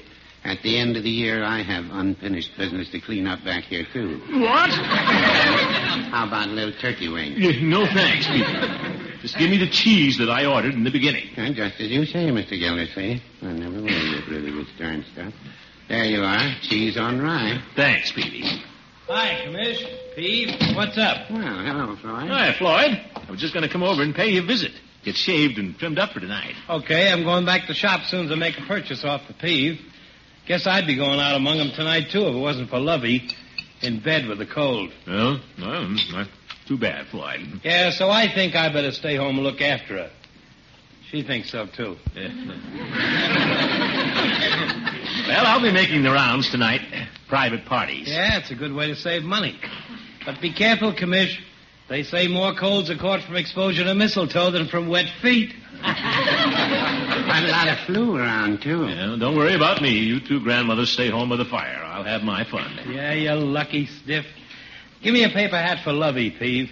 One she won't knock off in bed. Very well, Floyd. And something for the cold? Got an old Indian remedy, Peave. 1 hot teaspoon to the patient, every 2 to the doctor, and Happy New Year to everybody. How much is this hat? All hats are $25, plus an extra penny. Oh? Well, I'll take this one with the extra feather. There you are. Hey, the judge was in. Mentioned something about getting together at the Jolly Boys tonight, but I told him to count me out. You fellas, too, huh? The Jolly Boys? That would be Judge Hooker's idea. What a dull place to spend New Year's Eve. Well, I wouldn't say that. I can think of duller places. And perhaps the judge doesn't have any other place to go. Yeah, he's kind of alone in the world at that. I'd ask him over to our house, but I can't with Lovey on the blink. Well, he could come over and celebrate with Mrs. Peavy and me. Of course, I'd have to put out some feelers first. Hey. Why don't you take him around with you tonight, Commish? Floyd! He don't have a happy home to stick to like the Peave and me. Just a housekeeper in 4 walls. Well, that's his concern. Well, you wouldn't want to be all alone on New Year's Eve, would you? Well, now, Floyd, He's really very fond of you, Mr. Gildersleeve. Yeah, you've known him longer than any of us. It's up to the judge to get invited to his own parties. He has to make his little contacts throughout the year like I do. Okay, Commissioner. That's the way you feel about it. On New Year's Eve, well, I guess I'll get back to the shop. I'll be right over for that shave, Floyd. I may be busy. Yeah. Happy New Year, Peavy. Happy New Year, Floyd. Happy New Year, Floyd. Floyd, Happy New Year. Look, fellas, I'm not responsible for Hooker. The judge is a jolly boy, ain't he? But all for one, one for all. Like the song goes, should old acquaintance be forgot. All right, Floyd, all right. I'll take him along with me. Ye God. That's the spirit, Commish. Happy New Year. It's a very nice thing you're doing, Mr. Gildersleeve. Should old acquaintance... All right, Peavy. Happy New Year. Wonder where I'll find the old goat.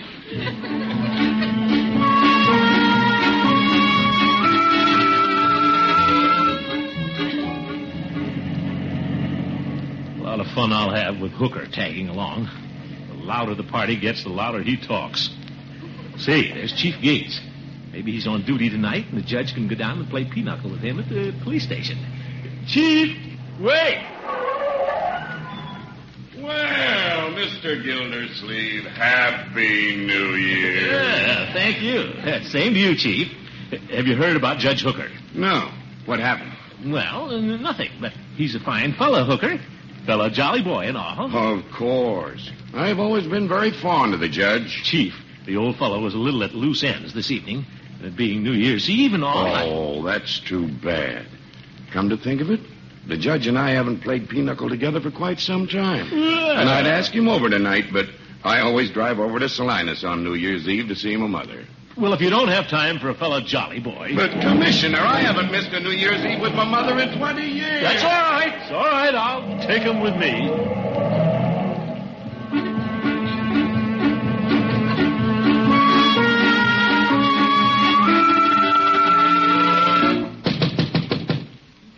Looks as though I'm stuck with the old goat. Well, I'll tell him to get his glad rags out, and maybe I can ditch him before the evening's over. His Honor isn't home. His Honor? Oh, you mean the judge? Who'd you think I meant?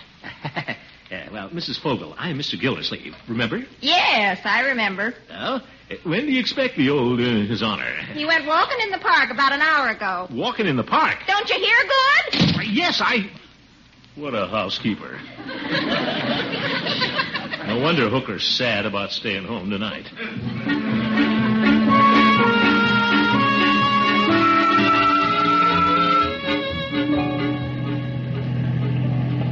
Well, I'm not going to spend all afternoon looking for him. Driven through the park twice. There he is. Walking with his back to the wind.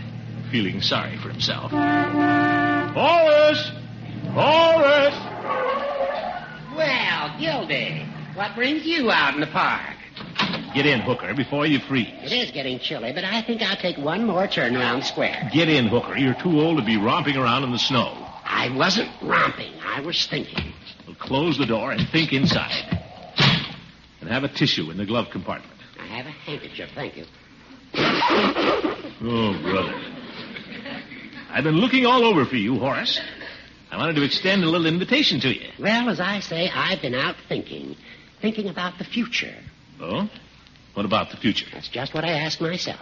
I ask myself, what about the future? What a silly thing, Judge. Out in the cold park thinking. Who do you think you are, Bernard Baruch? Well, it's very well for you to say, Gildy. You have a warm family circle to talk things out with this evening. And I must say I envy you. That's the real way to spend New Year's Eve. Well... You see, I've been thinking about you too, Gildy. You have? Yes. And those two sweet children. How you must look forward to the joy of each New Year's Eve. Marjorie curled at your feet and little Leroy in your lap. Yeah, but, Judge, when did you see Leroy last? Oh, that's right. I was carried back, I guess, to the time when, as probate judge, I turned those little children over to you. My, but you were proud. Well, yes, I was. And although you've been fat-headed and stubborn at times, and a little negligent, I've never regretted doing it. Well, thanks, Judge.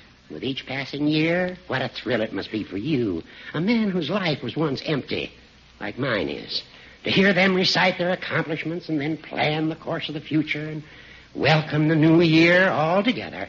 One family, all for one and one for all. Now then, what is it you wanted to ask me, Gildy? Well, Floyd and Peavy told me you were at loose ends tonight, and I was wondering... Yeah? If you'd care to spend New Year's Eve with me. Where, Gildy? At home with you and the children? At home? Well, yes. In the bosom of my little family. Gildy, old friend, I'd be honored and delighted. I was afraid you would, you old goat. What? Nothing, Horace. Said you got a beautiful coat. Well, at least I kissed Bessie Happy New Year way back in Calcutta.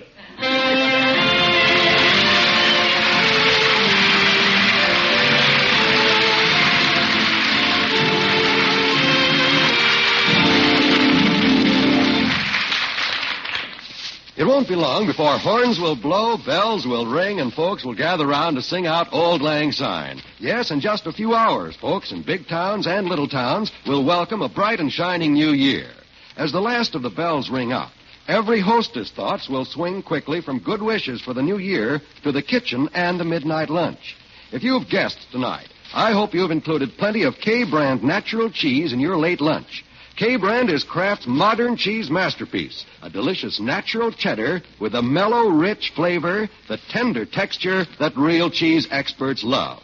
But This natural cheddar is made of pasteurized milk. You mean a natural cheese made of pasteurized milk? K-Brand Natural is. And furthermore, K-Brand cheese has no rind because it ages right in its own spick-and-span wrapper. Then all of K-brand cheddar can be used? That's right. Every mellow bit of this natural cheese can be used for hearty sandwiches, for snacks, with pie. If you haven't already tried K-Brand Natural, you're in for a pleasant surprise in 48. The next time you shop, have your dealer cut you a portion from the big wrapped bar with the words K-Brand Natural marked down the top and sides. But get a good big portion, for your family's going to have a new cheese favorite in 48. K-Brand, the natural cheddar made of pasteurized milk.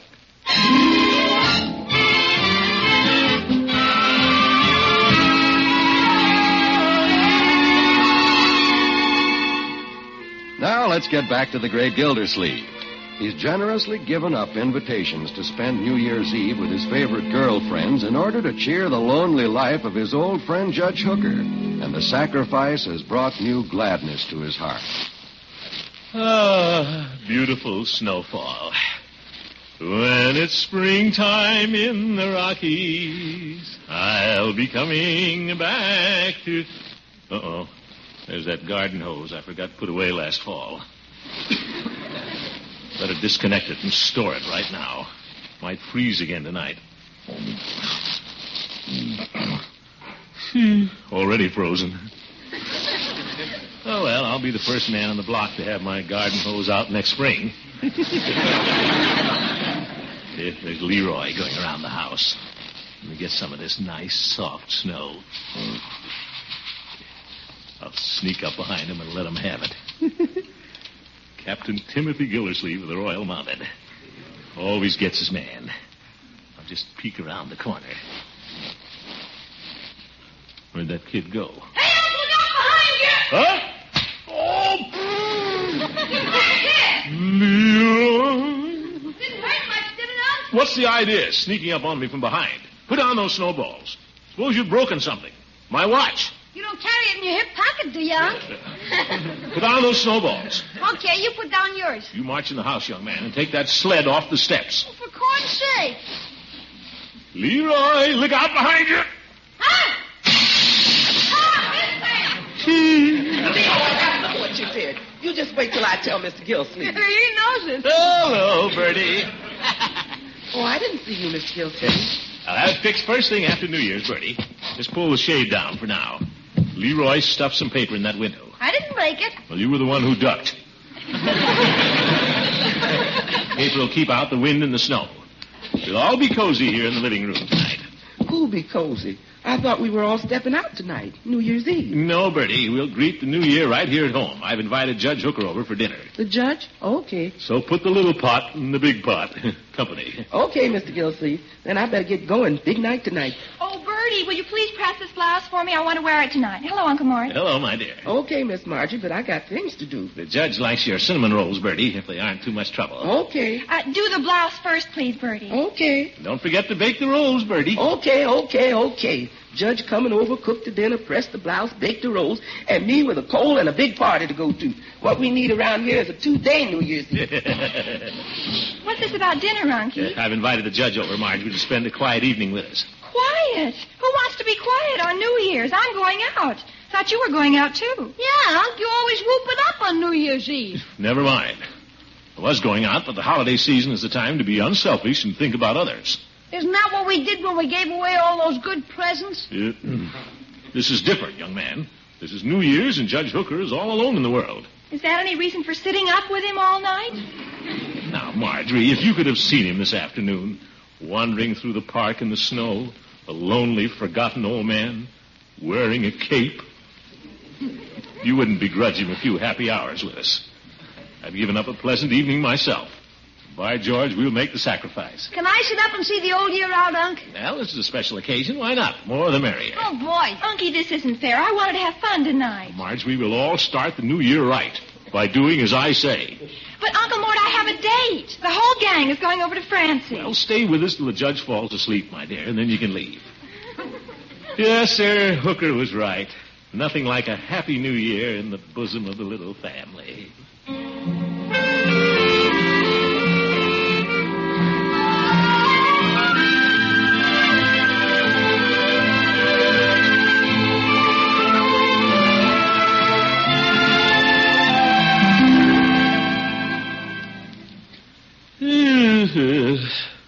Leroy, open the door a little bit. Getting stuffy in here. Okay. Why not pull out the paper I stuffed in the window? The door, Leroy. You comfortable, Judge? Perfectly, Gildy. This is an extremely joyous occasion to me. I said it before, and I'll say it again. Yes. That was the most excellent dinner Bertie prepared. I must say I envy you in more ways than one, Gildy. You're lucky having a cook like Bertie. Well, you got Mrs. Fogel. Yes, I have. Marjorie, you're unusually quiet this evening. I don't mean to be, Judge. I was just thinking. Well, there's no more fitting time for communion with oneself than at the close of a year. Not many girls your age are spending New Year's Eve in quiet reflection, I imagine. I imagine not. It's only 11 o'clock. Turn on the radio, Leroy. Let's hear a celebration somewhere. Huh? Oh, boy, now we'll pep up the party a little. I think it's a very peppery party. And as I said before... Don't say it again, Judge. Please. Listen to the radio. Ladies and gentlemen, this is the biggest, loudest, zaniest New Year's celebration this city has seen in a decade. Just listen to the crowd. Oh, boy, where is it? As the clock struck 12, it seemed that every boy here was kissing his girl. I wonder what Doris and Eve are doing. What did you say, Unc? Never mind, Leroy. What'd you say? Turn it off. Oh, for corn's sake. I think I'll go upstairs and listen to my room. Now, Leroy, we're all staying up with the judge. Yeah, but what's there to do? You know, it just occurred to me, Gildy, I wish I'd thought of it before. It would have been just the thing for this evening. What's that, Judge? I missed a golden opportunity. Why didn't I think to bring my stereoscope with the slides of Yellowstone National Park? Oh, those. Yeah. Oh, brother. The children always enjoyed them, Gildy. Yes, well, under the circumstances, why don't we just sit and talk? What do we talk about? Now, Marjorie, you should be able to think of something. Why don't you open the conversation? Me? Yes, Marjorie. What's happening in the younger set? Well, they're having a party right now. Would anyone care for some hot chocolate? I just made a pot. Yeah, a little early for that, isn't it, Bertie? Not for me. Yeah, we'll get to you, young man. Judge, how about you? Not for me yet, Bertie. I'm still full from your delightful dinner. Thanks, just the same. None for me, Bertie, thanks. Marjorie? I may as well. But, Unky, it's getting awfully late. Yeah, well, drink your chocolate, and then you may go. It's cold out. I'll leave the pot here for whoever wants it. I'm off to my party. I don't mind missing some of the build-up, but I don't want to miss none of that blow-off. Yeah. But, Bertie, what about our sandwiches? Mr. Gildersleeve, when you open the refrigerator door at midnight, there they'll be. Oh? Happy New Year, everybody. Happy New Year, Bertie. My, that chocolate smells good. I might just have some at that. Will you pour, Marjorie? All right, Judge. There's nothing like spending New Year's Eve in the bosom of a family, Gildy. You've no idea how glad I am that I turned down those other parties in favor of yours. What's this, Judge? What other parties? You know, the usual round of gay things. Doris Dalrymple's, Miss Goodwin's, Mayor Terwilliger's. What? I even got an invitation from the Bagley sisters. You mean you kept me home when you could have gone to all those other parties? Yes, but New Year's Eve is the time to be close to your bosom friends. Don't you think so, old friend? You bet, and I'm going out and say Happy New Year to some of them right now. But, Gildy... See you next year, bosom friend.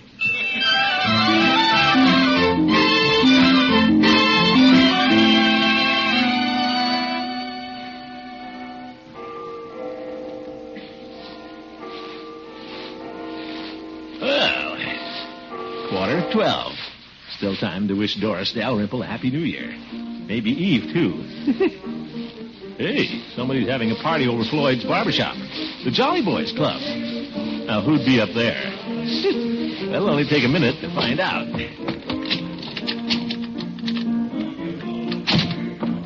With the blue ribbons on it, it's all off into the shade. Through the fields of clover, we ride on to Dover on our golden wedding day. Well, Floyd, Chief, what goes on here? Well, it isn't Commissioner I Gildersleeve. missed you just in time. Floyd, I thought Lovey was sick. Well, I had to step out to get her some cough syrup. I thought you Jolly Boys were all staying home tonight. You're a fine bunch of hypocrites. Well, no, I wouldn't say that. Peavy, you old rascal, how'd you get away from Mrs. Peavy? Well, it seems Mrs. Peavy is a little behind the times. Huh? She thinks New Year's Eve is tomorrow night. Oh, my goodness. How long you guys been here? Chief, you always spend New Year's with your mother in Salinas. I do, Mr. Gildersleeve, but tonight the blizzard blocked the road. First New Year's I've missed spending with my mother in 20 years. That's tough, Chief. Hey, Commish, come on over to the corner and have a Coke. Coke? Well, just one. Maybe I'll have another one with you. New Year's Eve. Well, good evening, gentlemen. Hey, gang, it's the judge. Judge, you're like a bad penny. How'd you find me? That was easy, Gildy. After I put Leroy to bed, I followed some peculiar tracks in the snow. Nobody else walks like a steamroller. Why, you old goat. I'm glad you left so I could. I was never so bored in all my life. Now, see here, Hooker. All us fellas, it's New Year's Eve. We're all jolly boys. Yeah. Hey, listen, it's midnight. Let's have a song. The old acquaintance be forgot. Well, not a bad idea. Now, Gildy, old friend. Great idea, Judge. Old friend. Catch it as it comes by. Old acquaintance be forgot and never brought to mind. Should old acquaintance be forgot and days of all anxiety. Who wants to go out with girls? Anxiety, my dear, for old anxiety. We'll drink a cup of kindness yet for old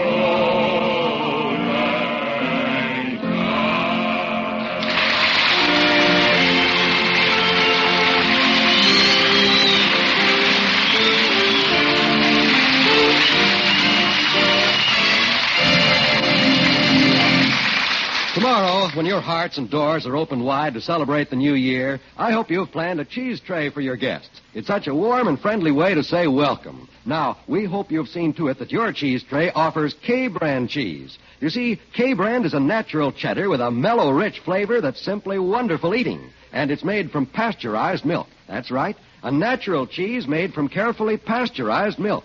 K-brand cheese ages right in its own spick-and-span wrapper. It has no rind, so every bit of its rich goodness is usable for holiday good eating. The next time you shop, have your dealer cut a portion for you from the big wrapped bar with the words K-brand natural marked down the top and sides. Remember, this is the natural cheddar made of pasteurized milk. Remember, K-brand natural cheese.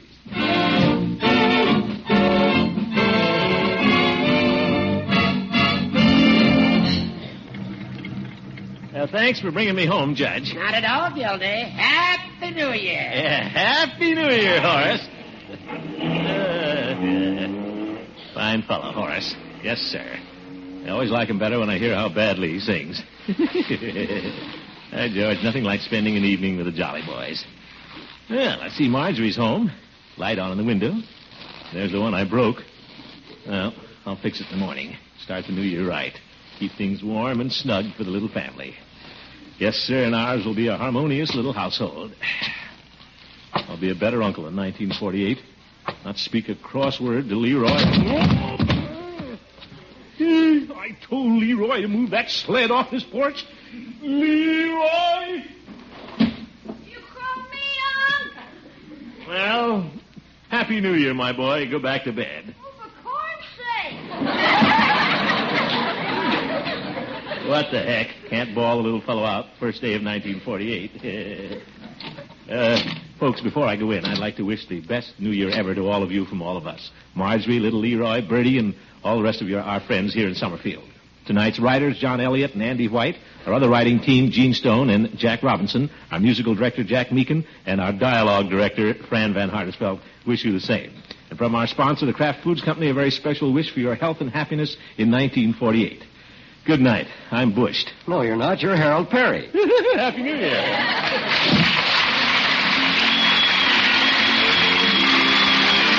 This is NBC, the National Broadcasting Company.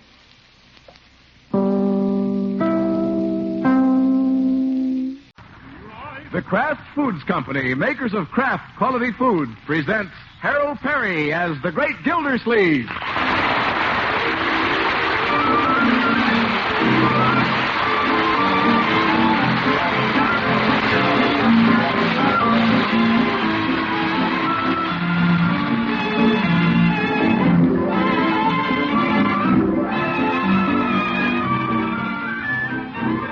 Great Gildersleeve is brought to you by the Kraft Foods Company, makers of the famous cheese food Velveeta. Everybody goes for Velveeta's rich yet mild cheddar cheese flavor in snacks, in sandwiches, and in hot dishes. And Velveeta, you know, helps supply important food values from milk. It's as digestible as milk itself. That's why smart homemakers keep Velveeta on hand regularly to spread or slice and to melt for grand economical hot dishes.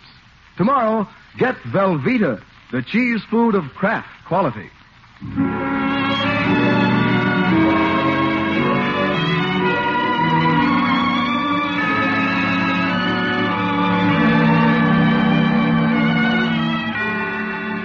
Well, it's dinner time at the Great Gildersleeve's house. The water commissioner and his little family are gathered around the dining room table. That smells good. Wonder what they're having. Marjorie and I aren't going to have anything. What an appetite. Leroy, where's the fire? I gotta hurry, Uncle. I only got one more day to eat in 1949. One more day. Well, slow down, my boy. We may have a couple of meals around here in 1950, you know. Okay. There's a good New Year's resolution for Leroy. Have better table manners. Well, that's a capital idea, Marjorie. Yeah, well, Marge could make some resolutions, too. Since she got engaged to Bronco, she's goony. Leroy? I'm not paying any attention to him, Unky. No kidding, Uncle. When she came downstairs this morning, I said, "Hi, Marge." She didn't say anything. She kissed me on the forehead. Well, what's wrong with that? She got lipstick on me. Had to wash my face to get it off. With soap. What a calamity. Since she got engaged to Bronco, she acts like she's crazy or something. Now, Leroy, that's enough. Now, don't be angry with him, Unky. He's a sweet little brother. Hey, you see what I mean? No, my boy, Marjorie's happy, that's all. Holy smoke, what'll it be like when she gets married? More potatoes, Mr. Gildersleeve? No, thank you, Bertie. I'm watching my waistline, you know. I forgot to tell you, Mr. Gildersleeve, a card came for you in the mail today. It's up on the mantel. Oh? Probably a Christmas card. Could be. I think it's from Mr. Bullard across the street. Mr. Bullard? Guess he tried to beat old Santa Claus to the mailbox, but he didn't quite make it. And also, he didn't quite make it. Just like Bullard, sending a Christmas card a week after Christmas. I bet he did it on purpose. He probably got yours, Unc. Then he had to send one to you. Well, I didn't send him one. I'll be very frank in saying, Leroy, that Mr. Bullard is not on my list of friends. Always bragging about the new garage he built for his Cadillac. Him and his overhead doors. The Bullards are giving a New Year's Eve party, Unky. Bronco and I are going. Oh? Yeah, they got the house decorated already. They're going to have funny hats and horns and everything. Hats and horns? Pooh. Well, you don't mind if we go, do you, Unky? Certainly not, if you had nothing else to do. What are you doing tomorrow night? Me? Well, don't you worry. I'll have a very pleasant New Year's Eve. Fact of the matter is, I may give a party myself. No kidding, Unc? Bullard may have a corner on everything else, but by George, he doesn't know New Year's Eve. Oh, boy, can I be at the party, Unc? Can I, Unc? You bet you can, my boy. I'll have a real party with real friends. And no stuffy old hats and horns either. I'll show that Bullard. I'll do something original. We'll have a square dance. Or maybe a hayride. Gee, a hayride would be swell, Unc. You betcha. A real old hayride with a horse and a sleigh. And plenty of hay. Gee, that'll be keen. With jingle bells? Certainly. And can I drive the horse, Unc? Sure. Oh, boy. Yes, sir. I'll ask the Peavies, Floyd and his wife, Chief Gates, Judge Hooker, and, of course, Katie Milford. Oh, it sounds like a lot of fun, Unky. Excuse me, children. Have to run over to Miss Milford's house. Got to get the invitations out. Hey, George, if Bullard thinks I'm going to pine away because he didn't ask me to his New Year's Eve party, he's got another think coming. Hayride. What an idea. Gildersleeve, you're clever.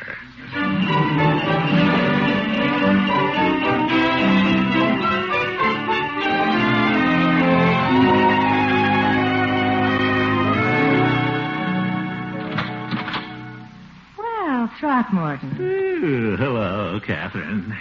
Come on in. Thank you. Snowing outside. Uh-huh. I didn't expect to see you this evening. I was just getting ready to wash my hair. I look dreadful. No, you don't. With your hair all floating around like that, you look like a princess. Oh, Throckmorton. I'll bet it's naturally curly, too. Would you like to sit down? Thank you. I've got some very exciting news for you, Catherine. A Big New Year's Eve party tomorrow night. Yes, I know. Sounds exciting, doesn't it? It does? I'm awfully glad you're going, Throckmorton. I was afraid I wouldn't know anyone there except the hostess. Hostess? I rather thought you'd be going, though, since you live right across the street from the Bullards. Bullards? You mean you're going to the Bullards tomorrow night? Why, yes. Aren't you? Well, I guess I could have if he'd we're having a party at our house. Well, not in the house exactly. I'm going to rent a horse. A horse? Yes. Oh, we're going to have an old-fashioned hayride. You better tell Bullards you can't make it and come along. Oh, I couldn't do that. It'll be a dull party at Bullards. Nothing but stale marshmallows and home movies. But there's nothing like a hayride with a bright moon and a slow horse. I'd love to go, Throckmorton, but I promised Mrs. Bullard. Yes. Well, you'll be missing a fine hayride. We're going to have a lot of jolly people. I wish I could go with you, Throckmorton, but you know how it is with the Bullards. Yeah. Well, guess I'd better go. You're busy. No, I'm just going to wash the wave solution out of my hair. I wish I could wash Bullard out of mine.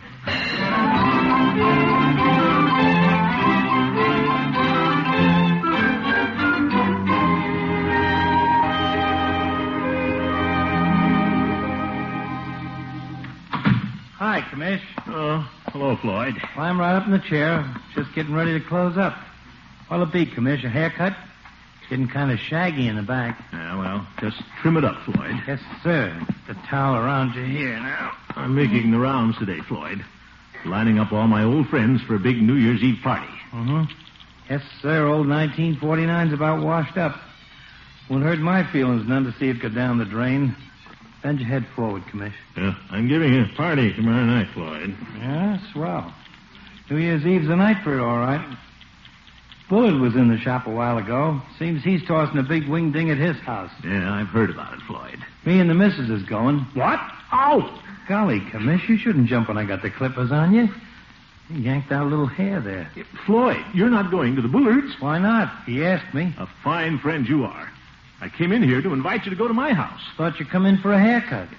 Floyd, doesn't friendship mean anything to you? Huh? I'm giving a party tomorrow night. All the old crowd. I'm getting a horse and a sleigh. We're going to have a big hayride. Oh, no good, Commish. Lovey gets hay fever. Yeah. Besides, we're going to Bullards. All right, go ahead. Hay fever. You'll just miss all the fun. Oh, I don't know. Kind of looking forward to a little hobnobbing with high society. I've always wanted to take a bite out of that upper crust. Upper crust? Besides, Mr. Bullard gets his hair cut here, too, you know. Okay, if that's the way you feel about it. I'll simply strike your name from the guest list, that's all. What's the guest list? The people who are coming to my party. Who are they? Never mind. Oh. Plenty of people coming. Big people. Well, gotta be going, Floyd. I hope you have a good time at the Bullards. Hey, wait, Commish. Never mind finishing the haircut, Floyd. Oh, I don't care about that. You're walking out with my towel. Yep.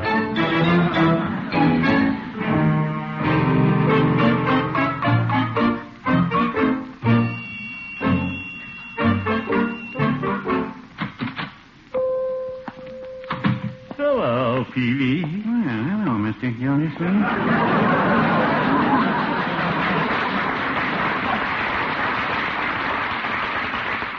What can I do for you this evening? Well, I'm having my troubles, Peavy. Too bad. Thank goodness there's one person in this town I can count on. Who's that? You. Oh? The way your friends let you down when you need them. It's a sad thing, Peavy. Floyd, Chief Gates. Short of money, are you, Mr. Gildersleeve? Short of money? What gave you that idea? Well, when a man comes in with half a haircut, you can't help but wonder. I forgot all about that. I thought perhaps you'd gone into Floyd's shop and ordered a quarter's worth. No, Peavy. Or possibly that Floyd was doing his barbering on a piecework basis. So much per hair. Well, I thought that was rather amusing. So much per hair. Well, I'm in no mood to be amused, Peavy. I'm giving a big party, and you're invited. Oh, thank you. Any special time? Tomorrow night, Peavy, New Year's Eve. Oh, sorry, I can't make it, Mr. Gildersleeve. Mrs. Peavy and I are going to the Bullards. No, Peavy, not you, too. Yes, Mrs. Peavy's quite elated about it. In fact, she's making a new dress for the occasion. Glazed chintz, I believe it is. But, Peavy, I'm going to have a hayride with a horse and a sleigh and everything. Surely you'd rather go on a hayride with Mrs. Peavy than get lost in that mob at Bullard's house. Well, I wouldn't say that. I should have known. Oh, here's the judge. Good evening, gentlemen. Good evening, Judge. Hello, Horace. Well, what happened, Gildy? Did the barber shop catch fire? Never mind, Judge. What are you doing New Year's Eve, Judge? Not a thing, Peavy. I was invited to Bullard's residence, but I dislike stuffy, crowded rooms, so I declined. Good for you, Horace. Mr. Gildersleeve here is having a hayride tomorrow night. A hayride? Now, wait a minute. If nobody's coming... Were you planning to invite me, Gildy? Certainly, Horace. I accept the invitation. I'm extremely fond of hayrides. Do you have a sleigh? No, and I don't think... Then I'll arrange for the sleigh. Orrin Fetzler has a crackerjack behind his garage. A huge one. How about a horse? We'll have to have a horse, Gildy. Yes? We can borrow Frank Pittman's. Her name's Pearl. A wonderful snow horse. Frank used her on his ice wagon. But, Judge... And we'll need hay, Gildy. I should say approximately 5 bales. I'll arrange for the hay. I think this is going to be the most enjoyable New Year's Eve, Gildy. A merry group of voices raised in song and laughter. Who's going, Gildy? You and I and Leroy.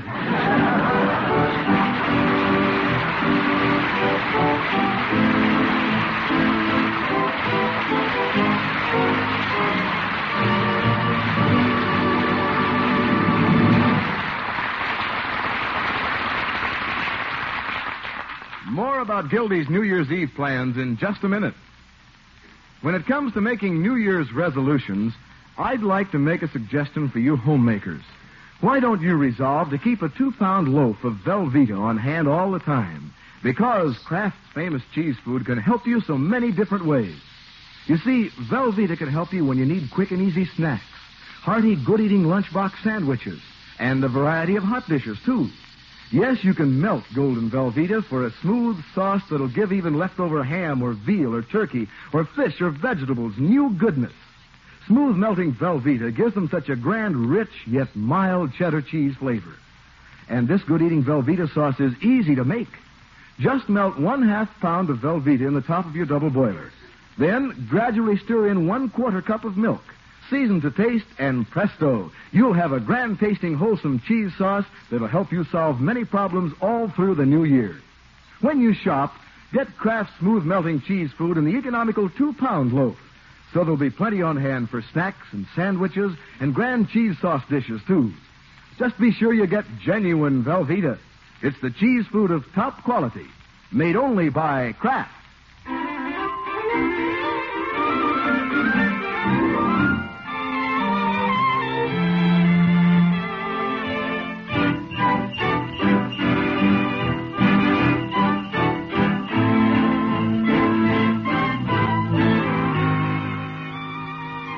Well, the Great Gildersleeve's plans for a big hayride New Year's Eve seem to have gone a little sour. Most everybody is going to Mr. Bullard's party. Everybody, that is, except the water commissioner, Judge Hooker, and little Leroy. They're going on the hayride. Fine hayride. A horse in the front and an old goat in the back. What a New Year's Eve. That Bullard invited everybody else in town, practically. Well, it isn't bothering me any. Wouldn't have gone to his old party if he'd invited me. Oof, here comes Bullard now. Wonder if he planned to invite me and it slipped his mind. Could happen. After all, none of us is perfect. I'll bet that's what happened. Well, hello, Bullard. Good morning, Gildersleeve. Nice morning. Yes, it is. Looks like it's going to be a nice New Year's Eve, too. Yes, I believe it will. Have a pleasant Christmas, did you? Oh, yes. Fine Christmas. I'm looking forward to New Year's Eve, though. That's tonight. Yes, it is. I hear you're planning to give the little baby New Year a festive welcome. Oh, yes. We're sort of opening up the house this evening. We expect it to be a rather jolly affair.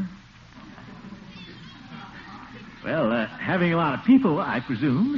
Yes. I think I've invited about everybody in town. Except, of course, for the undesirable. Zeke. I had to overlook a few of the less savory members of our community. Mrs. Bullard doesn't like to take chances with her silver. I must be on my way. Good day, Gildersleeve. Good day.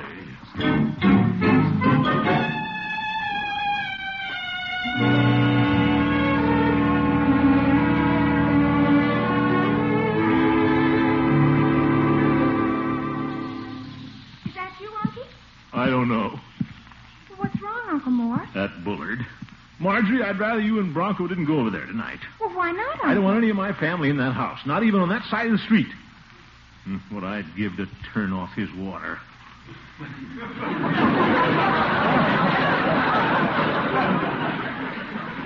Bullard and his copper pipes.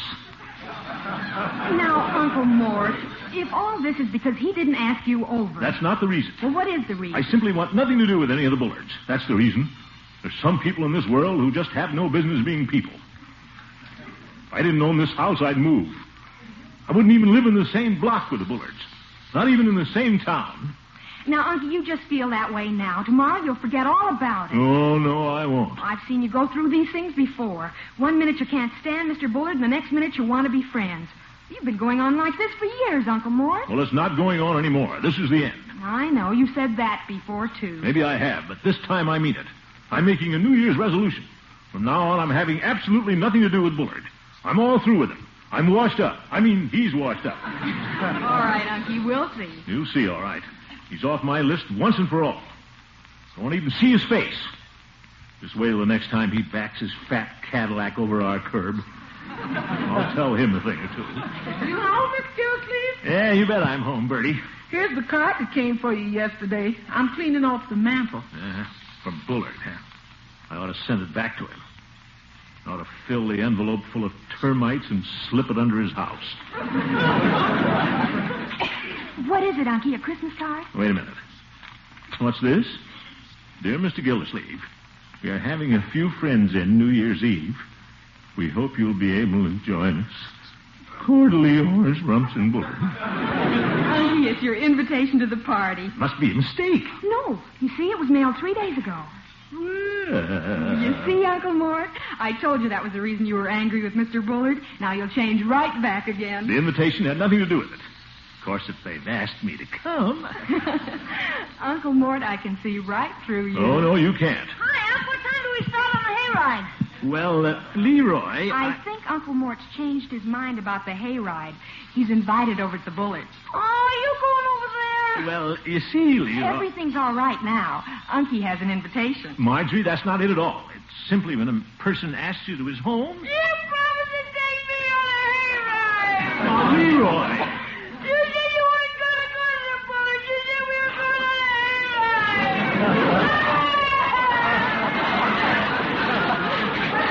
What's all the hollering about? Really nothing, Bertie. It'll all blow over in a minute. The heck will you promise I can go on a hayride? Oh, please, Leroy. Well, ain't you going on a hayride, Mr. Gildersleeve? Well, Bertie... He's going to the Bullards.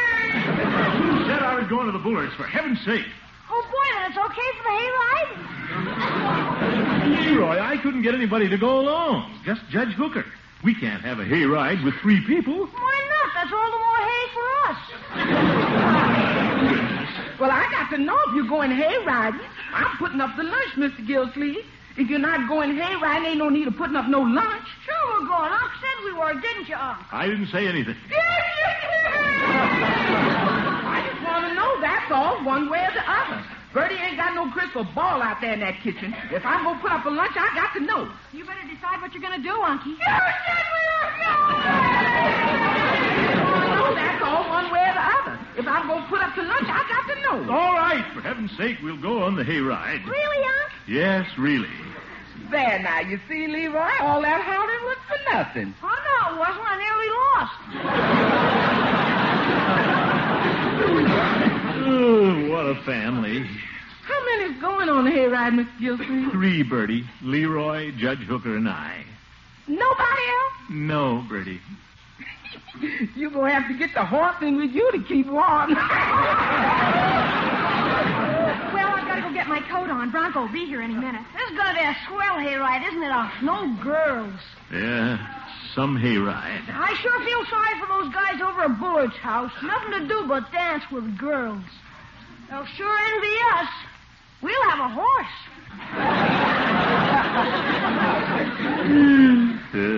I'm sure proud of you, Unc. When you say you'll do something, you stick to it. Yes. And you don't change your mind either. Leroy, you've got this thing in the bag. You don't have to put a double knot on it.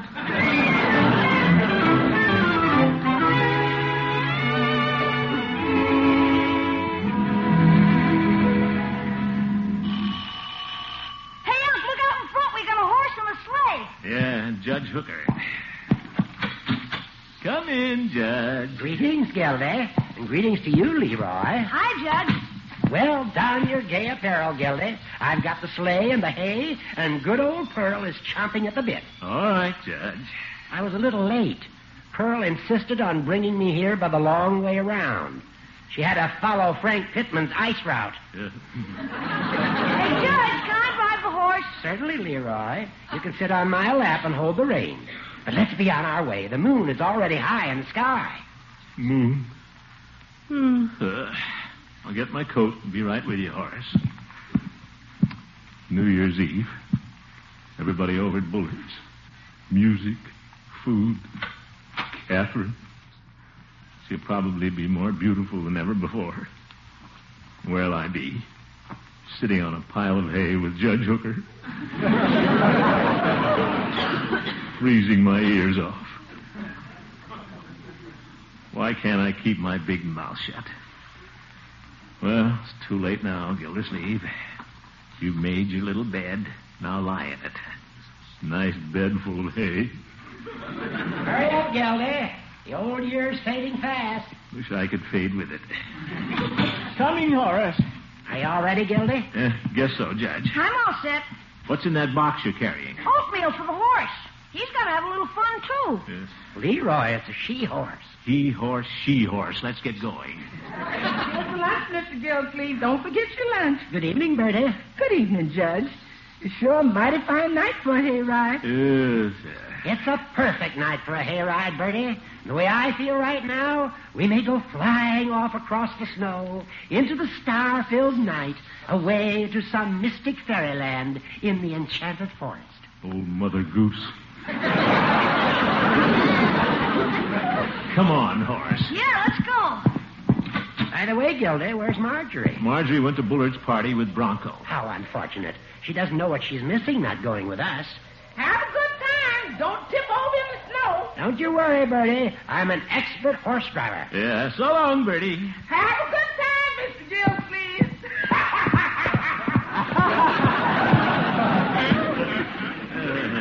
Oh, boy, look, Unc, what a keen horse. Hello, horsey. Pearl sags in the middle. She's a noble animal, Gildy. Once out in the open country, she'll fairly fly. Yeah, well, let's get aboard and fly. Climb up, Leroy. I'm up here. Oh, boy, plenty of hay. That moon you mentioned isn't very bright, Horace. How are we going to see anything? Don't you worry, Gildy. Pearl can see. She's full of carrots. Yep. Now, let's mount to the driver's seat. There. Isn't this delightful, Gildy? Like sitting on a throne. Seats full of splinters. Gee, this is keen. We can all sit up here and drive. Isn't anybody going to sit in the hay? Well, we can take turns, Gildy. One of us will drive while the others sit in the hay. Are we all ready? Sure, give her the gas.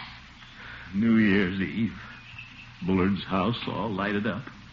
Never felt so lonely in all my life. Hey, come here. Fire up that nag and let's get down the road. Okay. Who said that? Well, that sounded to me like Floyd. What? Hey, what's going on? Somebody giggled. Gildersleeve, are we going to sit here all night? Hey, that was Bullard. Gildy, there are people in our hay. Happy New New Year, Unky. Marjorie. Holy smoke! Hiya, fellas. Fly. Good evening, gentlemen. And Peavy. What's going on here? And Mrs. Peavy. Now, it's quite simple, Gildersleeve. Marjorie explained that you wanted us to go with you, so I moved the whole party out here. Well, great. It's quite a novel idea, starting the party off with an informal hayride. I think we'll enjoy it immensely. You bet. Where's Catherine? Right here, Throckmorton. Yeah, I can't see you. I'll just follow your perfume. Move over, everybody. Give me some hay. Yeah, all right. Sorry. Look out, I'm coming back there, too. Careful, boy. Leroy. Well, I'm certainly not going to sit up on this seat alone. Make room for a judge. Hey, isn't this fun? It's perfect. Gildersleeve, this was a superb idea. Well, thank you, Bullard, old friend.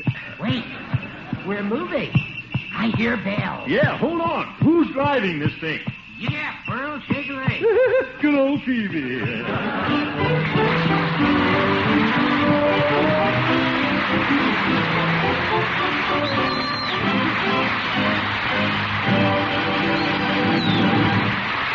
The Great Gildersleeve will return in just a moment. You mothers know that in 1950 there'll be many a raid on that refrigerator of yours, so be prepared.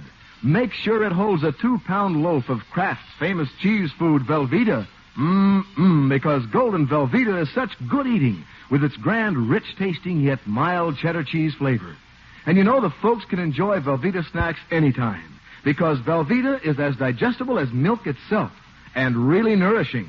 For instance, it helps supply protein for strong muscles, minerals that help build sound teeth and bones, vitamins needed for normal growth. You see, Velveeta helps supply many important food values from milk. So whether you spread that Velveeta on crackers or cut hearty slices for sandwiches, you can be sure Velveeta snacks are good for the family and so good to eat. Get genuine Velveeta tomorrow. It's the cheese food of Kraft quality.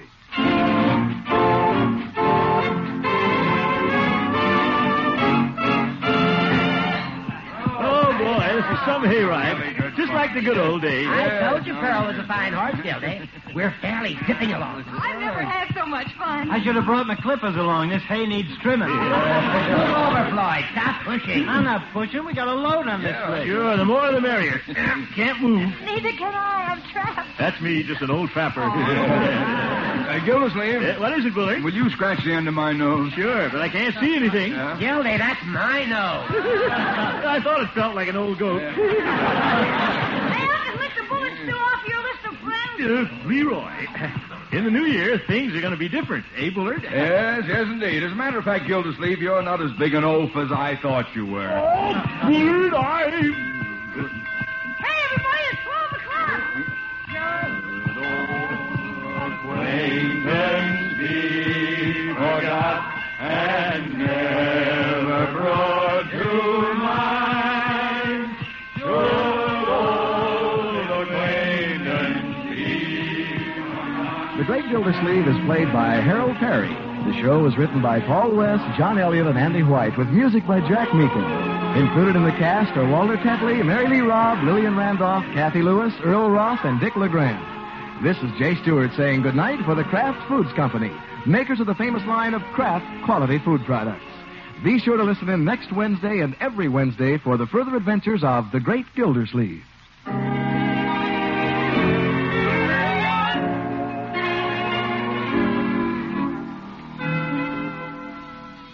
Ladies, Pabstet, the delicious cheddar cheese food, is offering you a knife of 100 uses, the Super Slicer. It pares faster, slices cleaner, removes olives and cherries from bottles in a jiffy. It's the handiest kitchen knife in years. And you can get this knife for only 25 cents on the top label of a round package of delicious Pabstet cheese food or the red arrow from the top of a 2-pound Pabstet loaf. Send your Pabstet label and your quarter tonight to Phoenix Pabstet, Box 5239, Chicago 77, Illinois. Please print your return address. This offer expires January 31st, 1950.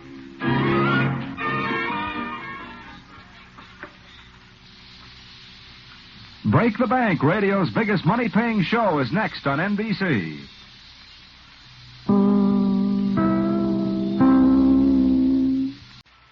The Kraft Foods Company presents Willard Waterman as the Great Gildersleeve.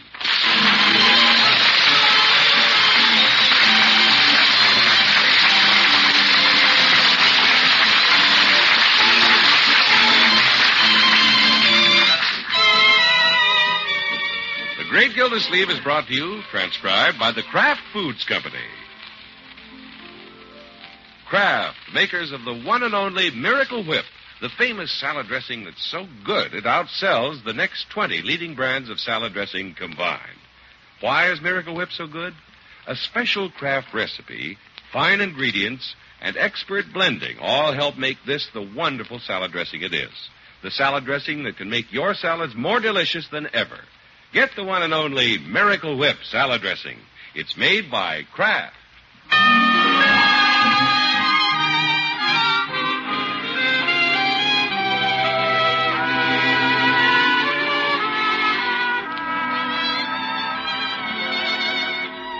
Well, it's New Year's Eve, but let's go back an evening and pick up the Great Gildersleeve and his nephew Leroy in pursuit of their favorite diversions.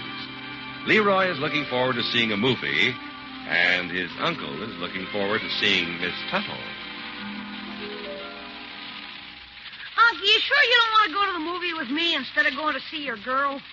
Leroy, don't ask silly questions. You're going to miss a peek. Oh, no, I'm not. I don't understand why a guy turns down a swell movie just to sit and hold hands with a girl. We don't hold hands. Then you're silly if you don't go to the movie. Leroy. Okay. Watch it, young man. I don't mind admitting that I'm thinking of becoming seriously interested in Miss Tuttle. Unc. Yes, my boy? I hate to see you wasting your time, so maybe I ought to tell you. Tell me what? A snapshot dropped off Miss Tuttle's desk one day, and I picked it up. Guess who it was? Her mother? Not wearing a major's uniform and a mustache. Oh, I know about him, Leroy. Yeah? He's a Marine, and they don't give up easy. He doesn't mean anything to Miss Tuttle. She has his picture on her piano, but she never mentioned it. Handsome, huh? Well, uniforms and mustaches do some things for some very homely people. When are you going to get a uniform?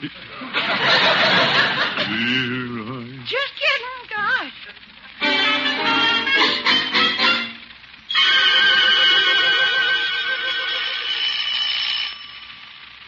Well, tonight's the night. Grace promised to let me know if I could take her out New Year's Eve. If she gives me that date, then I'll know where I stand. Well, good evening, Grace. Hello, Throckmorton. Come in. Thank you. Here, I picked these up at the florist. What lovely roses. Here, let me take your hat. Thank you. I see you still have your mistletoe up. Oh, I let it stay through the holidays. Why'd you hang it on the mantel over the fireplace?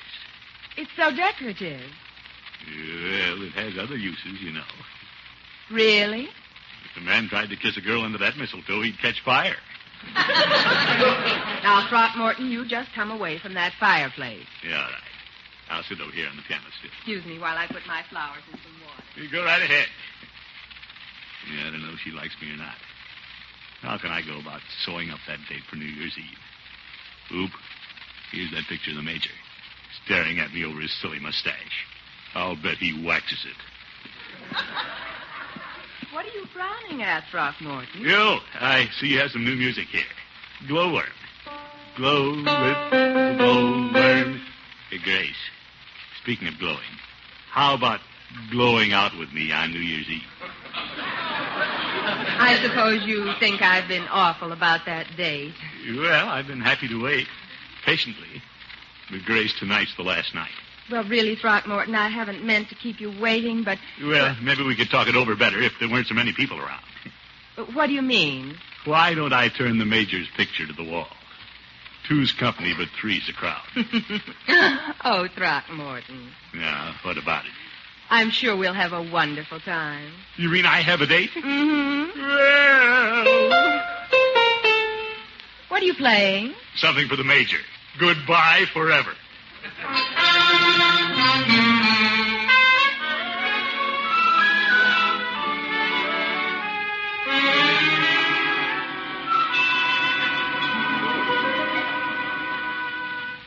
By George, I feel great this morning.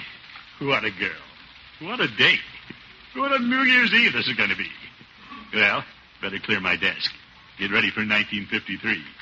It's Grace and me in 53. Come in.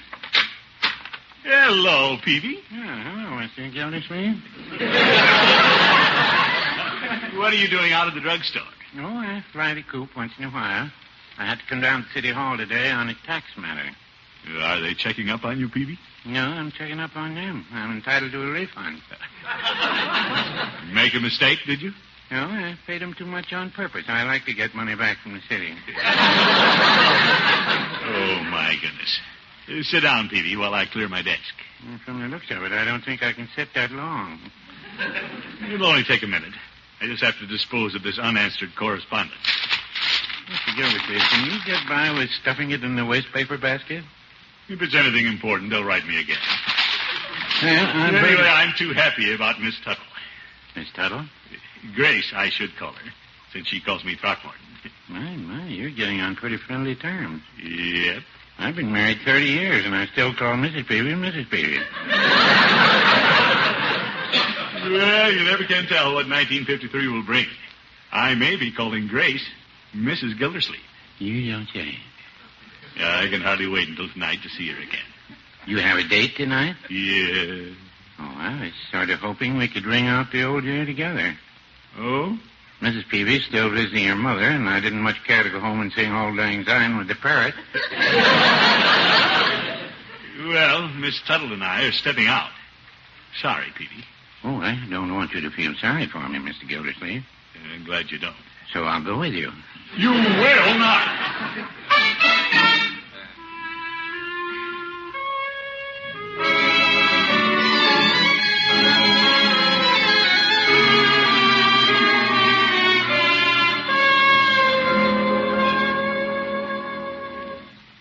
By George, I look pretty sharp if I do say so myself. Makes a man feel pretty good to wear tails, even if it's a short tail like a tuxedo. Hi, Unc. Hello, Leroy. Your old uncle's dressing for New Year's Eve. Do I look like I'm ready for the crystal room? Keen. What are you going to do, wait tables? Leroy, you know why I'm wearing this tuxedo? What'd you do, buy it? Well, not exactly. Rented it, huh? If you must know, yes. Boy, get a load of those patent leather shoes. Where'd you rent those? I bought them. Hey, you must have gotten that date with Miss Tuttle. Who did you think would get it? Well, that major. I don't think we'll hear much more about him, my boy. Yeah? Now, let's go downstairs. I'll clear the way for you, Unc.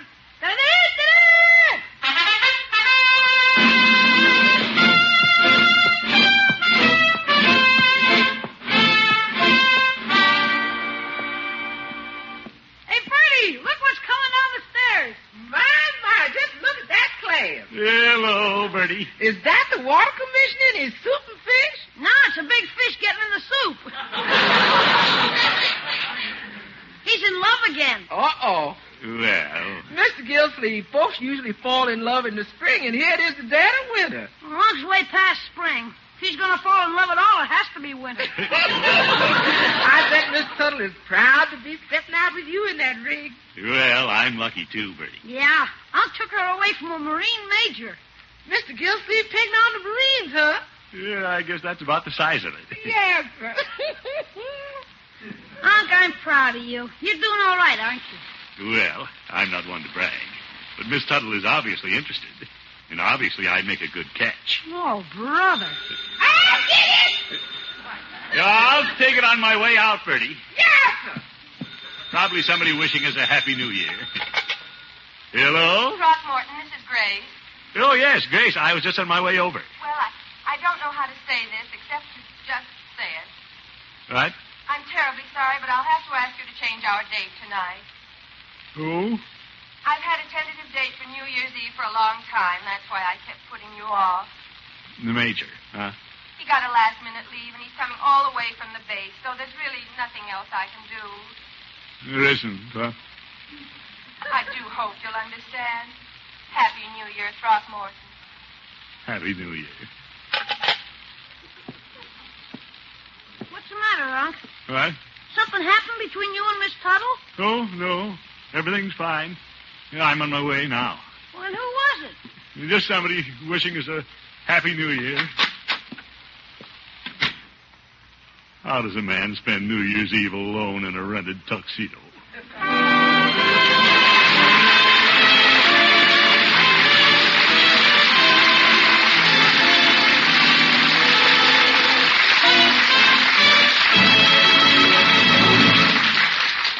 Great Gildersleeve will be back in just a minute.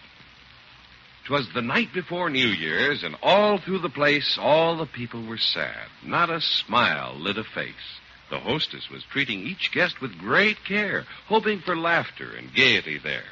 Then, in a flash, she knew what was the matter. The food she was serving just couldn't taste flatter. So out to her kitchen she ran straight away for the stuff that would make all her guests holler, yay. Remember, for sandwiches, salads with zip, don't you forget to serve Miracle Whip. As poetry, that may not be so good, but as advice, it's terrific, because Miracle Whip salad dressing makes salads and sandwiches taste so much better. Miracle Whip has a lively, teasing flavor folks call just exactly right. And it's a flavor no other salad dressing has, because Miracle Whip is made from a secret craft recipe, a recipe that combines the qualities of zesty, old-fashioned boiled dressing and fine, rich mayonnaise.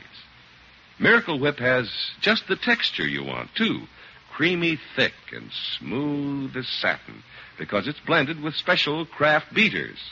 Try this wonderful salad dressing. So many people like Miracle Whip so much, it's become the most popular salad dressing ever created, and actually outsells the next 20 leading brands of salad dressing combined. Get Miracle Whip the very next time you shop.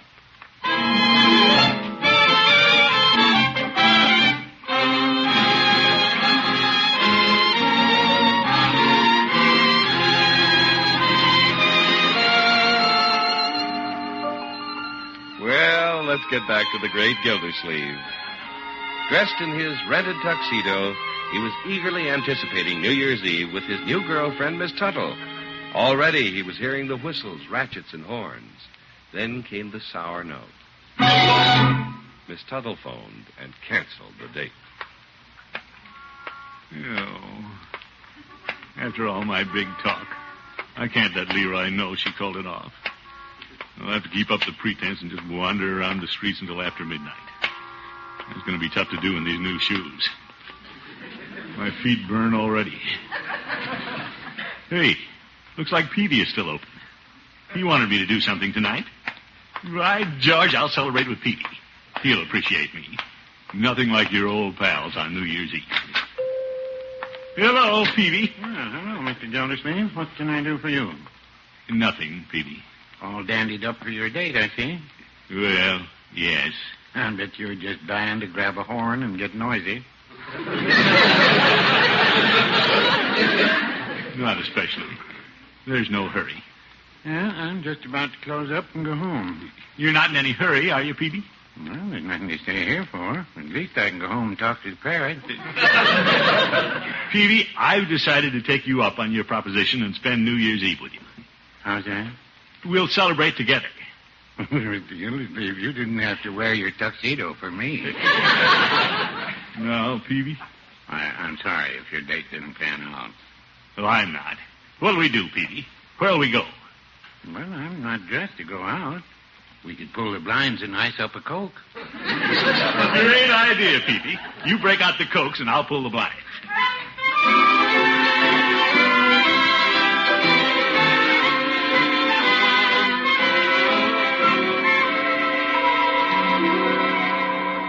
Yes, sir. This is the way to spend New Year's Eve, Peavy. Pour me another Coke. Got it right here in the ice bucket. Yeah, Peavy. Women can be a lot of trouble. Yeah, that's for you to say. I'm married. Now, you take Miss Tuttle. I thought she was true blue. She phones me at the last minute. You can't count on them. You can count on them to change their mind. Yeah, they hand you one disappointment after another. Peavy, that's been the history of my life. Well, you've had some interesting chapters. I can remember way back when you were in love with the widow Ransom. Yeah, that Leela gave me fits. What a woman. Yes, she was. Like I always said, she was the kind of woman that'd make a man burn down his house. Yeah, it's been about 4 years since I've seen Leela. Well, that's right. She did come back to town, didn't she? Yeah, I was engaged to Adeline Fairchild at the time. She heard about it and arranged a rendezvous with me at the Palm Room. That's a nice place to rendezvous. I'll never forget. She was waiting behind a potted palm when I walked in.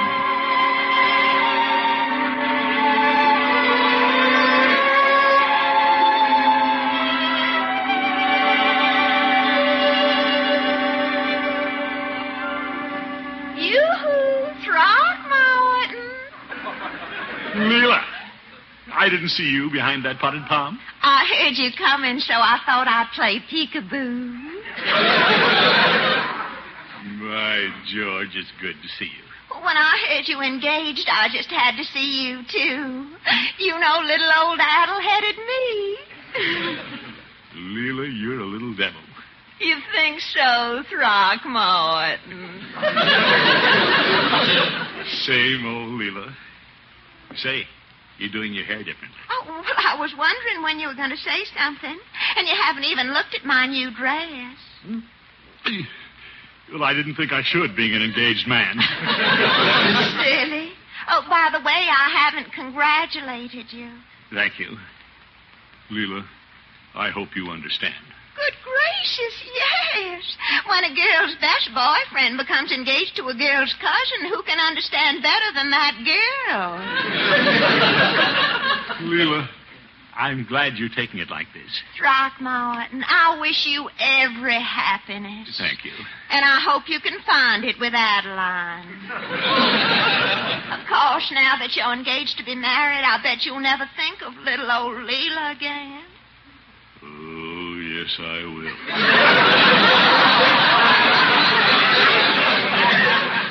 I'm afraid I'll think of you, too, sometimes. Throckmorton. Yes, Leela? You're holding my hand.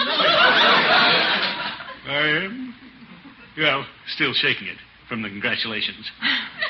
We can't carry on the way we used to. No, guess not. Remember that beautiful summer day we packed a lunch and went boating up at Grass Lake? Just the two of us. I was thinking about that last night. You had your arms around me, showing me how to row, and the boat got stuck on a sandbar. Yeah. And big old strong you carried me ashore because you didn't want me to get my bathing suit wet.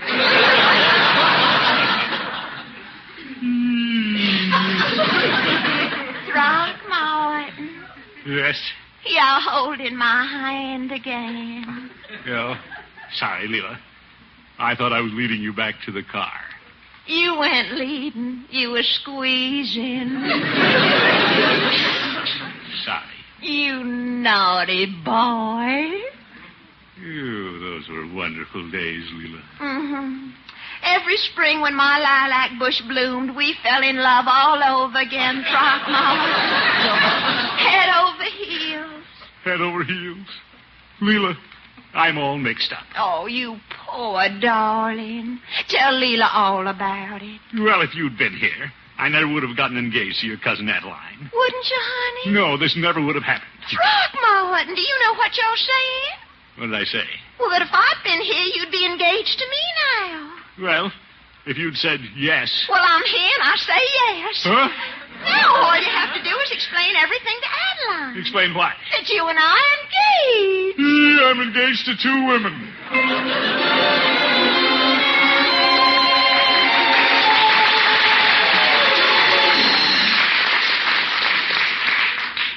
You were in quite a pickle there, Mr. Gildersleeve. It wasn't my fault, Peavy. Those two girls were responsible. What did you ever do about that? Well, when a man's engaged to two girls, what should he do but back out on both of them? I guess that little showgirl helped you to forget, didn't she, Mr. Gildersleeve? Katie Lee? Now, there was a girl. As I recall, she hit town with her guitar on a rainy day. Yeah, the Green Mountain Girl. I helped her over a water puddle into the theater, and she invited me backstage to dry my clothes.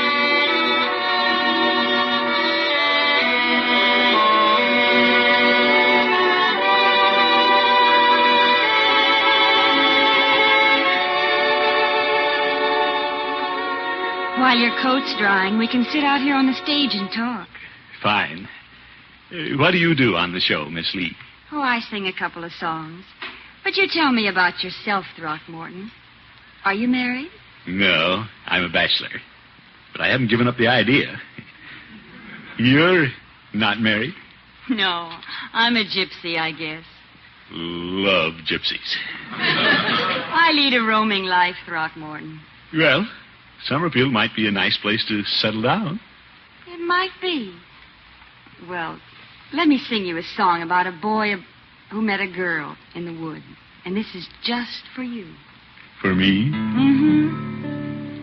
Oh, when I was a young boy and drove my mother wild, I met a maiden in the wood, and she said, "Child, look deep into my green eyes and at my autumn hair.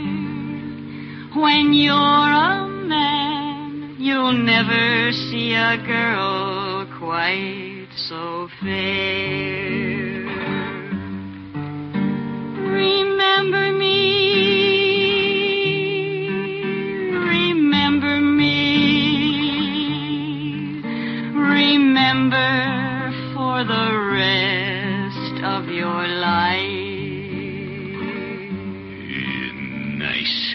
I swore when she vanished that when I was full grown, I'd have a girl just like her to be my very own.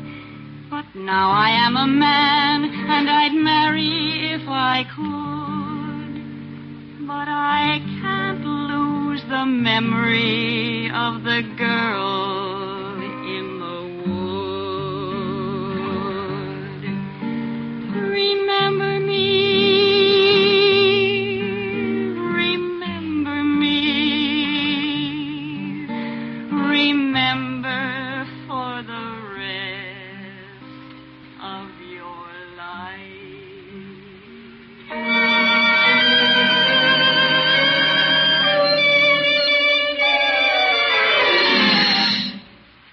Peavy, she was hard to forget. Have another Coke, Mr. Gildersleeve. I think I will. Darn women. Just when you get to liking them, they leave you. Yes, they've been running through your life like a greyhound buzz. Well, there was one I thought I could depend on. You don't say. Yep. My little nurse, Catherine Milford. But even she fooled me. I found out she was having dates with that young intern, Dr. Olson. And I tried to put a stop to it, Peavy. Naturally. I wanted to get ahead of that intern. So I wrote her a note offering to go steady with her. My.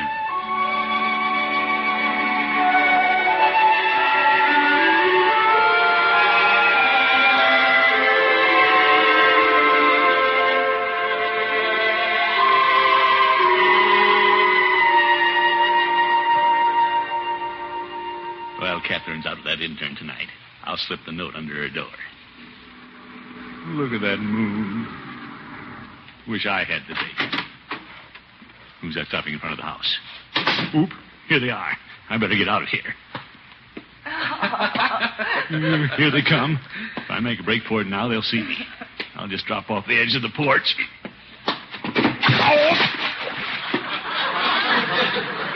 Landed in the lily pond.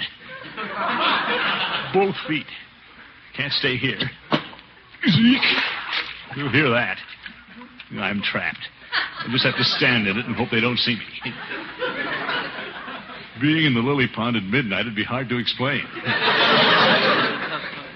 It's been a lovely evening, Clarence. Now, Catherine, don't try to say good night so fast. Well, I really should. I'd ask you in, but it's a little late. Had a girl, Catherine. My shoes are filling up. Well, is this the way you treat all your boyfriends? Send them right home? Now, Clarence. By the way, who's that funny-looking fellow you've been going with? Oof. Mr. Gildersleeve? He isn't so funny-looking. He works for the water department. You bet. And I could turn off your water, Doc. Wish I could drain this pond. Why don't we sit here on the porch and swing a while? Gopher, go home. a little cold for the porch swing, isn't it? Oh, not for a red-blooded couple like us. You'd better watch it. Well, we'll sit down for a minute. We don't want to catch the sniffles out here. Well, if you do, Dr. Olson will take your case. Pushy Swede.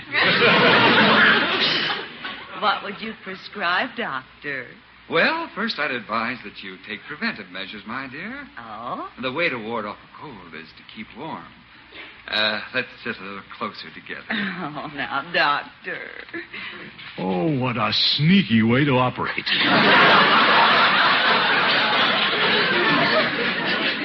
Now, there's nothing so romantic as an old porch swing if there's a boy and a girl in it. That's what I was going to say. And just look at that big yellow harvest moon over there. Doesn't that suggest anything to you? Now he's using my moon. Well, it suggests I'd better be going in. Yeah, get up and go, Catherine. My feet are freezing. Oh, please, Catherine. Just 5 minutes more. Oh, my goodness. I'll just have to try to make myself comfortable. What's that? Fish in your pond? Oh, no. There hasn't been a fish in that pond since I've lived here. That's what she thinks.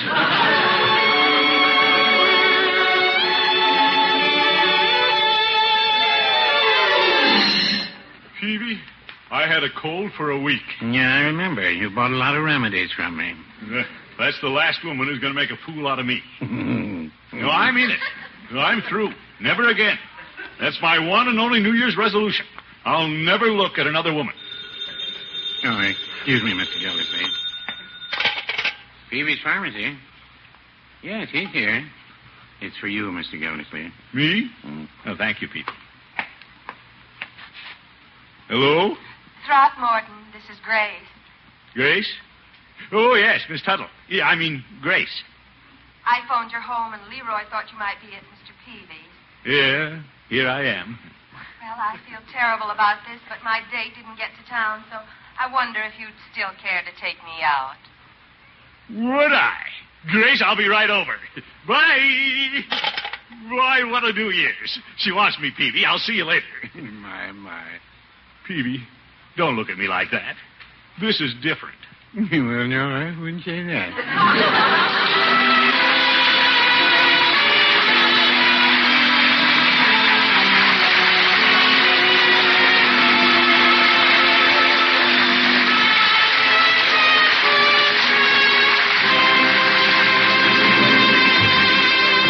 Great Gildersleeve will be with us again in just 30 seconds. Resolved to give my family more appealing, more delicious meals than ever. Is that one of your resolutions this year? Then better make a resolution to always keep Miracle Whip salad dressing on hand, too. Miracle Whip does wonders for salads and sandwiches. Try it. See for yourself why Miracle Whip is America's favorite salad dressing.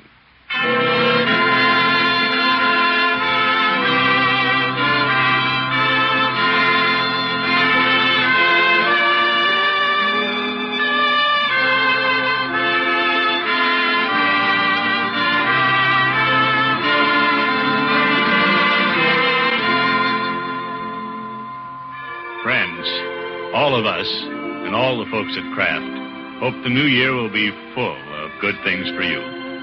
Let me say for them, Happy New Year, everybody.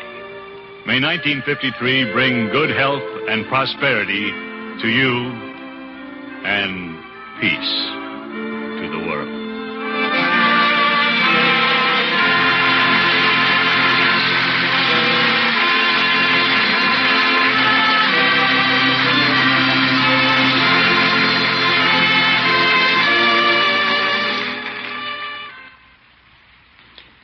The Great Gildersleeve was presented tonight transcribed. Tonight play You Bet Your Life on NBC.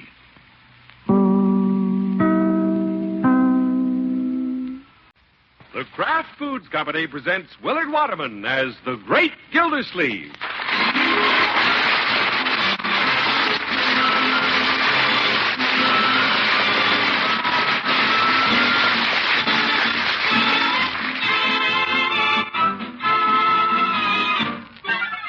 The Great Gildersleeve is brought to you transcribed by the Kraft Foods Company. Kraft, makers and importers of the world's favorite cheese, now brings you a triumph of cheese making.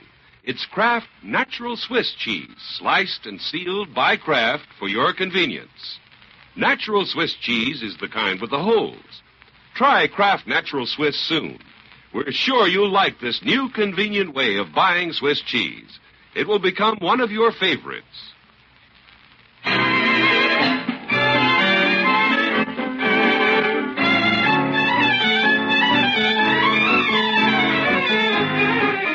Well, it's New Year's Eve here at Mr. Gildersleeve's house, and everything is in a hubbub. Bertie knows, 'cause she's the hub of the button.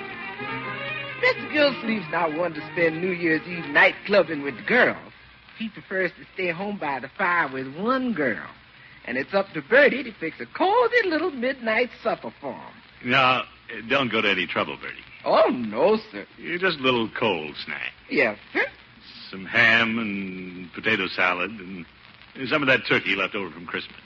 Mr. Gildersleeve, there ain't no turkey left. No? That gobbler's been gobbled.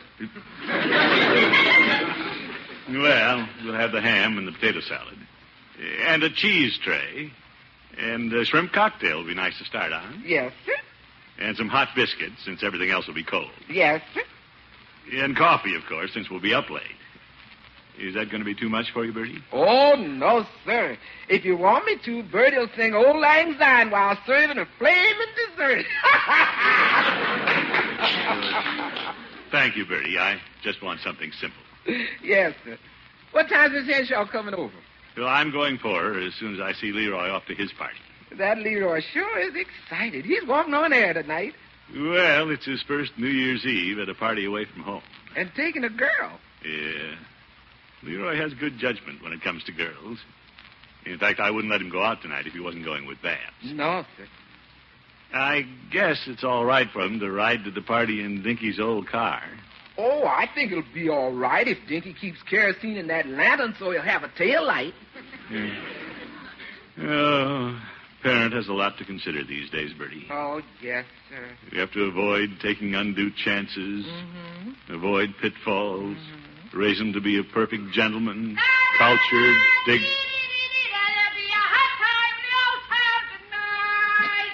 Oh, he's a little gentleman, all right.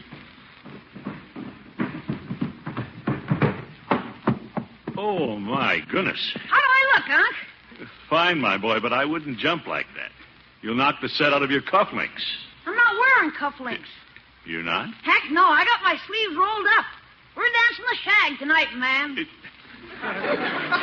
Leroy, put on your cufflinks. I'm not going to have a shaggy nephew. Just kidding, Unc. And you be careful out in that car tonight. Oh, sure. Gosh, I hope Dinky has the top down. No top on a cold night like this? I didn't know that car had a top. Yeah, it's an old beach umbrella. Well, I gotta go. Now, Leroy, be careful. And remember what I said about coming home right after midnight. Oh, sure. Brush me off, will you, Bertie? Okay. Right after the New Year rings in, I want you to be ringing the doorbell. All right. How's my tie, Bertie? Leroy, you aren't listening to what I'm saying. Yes, I am. No, you're not. Now, what did I say? You said be careful, come home early, and mind my manners. Yeah, I didn't say mind your manners, but do it. Okay. So long, Bertie. Bye, Leroy. See you next year, Unc. Next year? Oh. That boy. Well, he better come home early next year.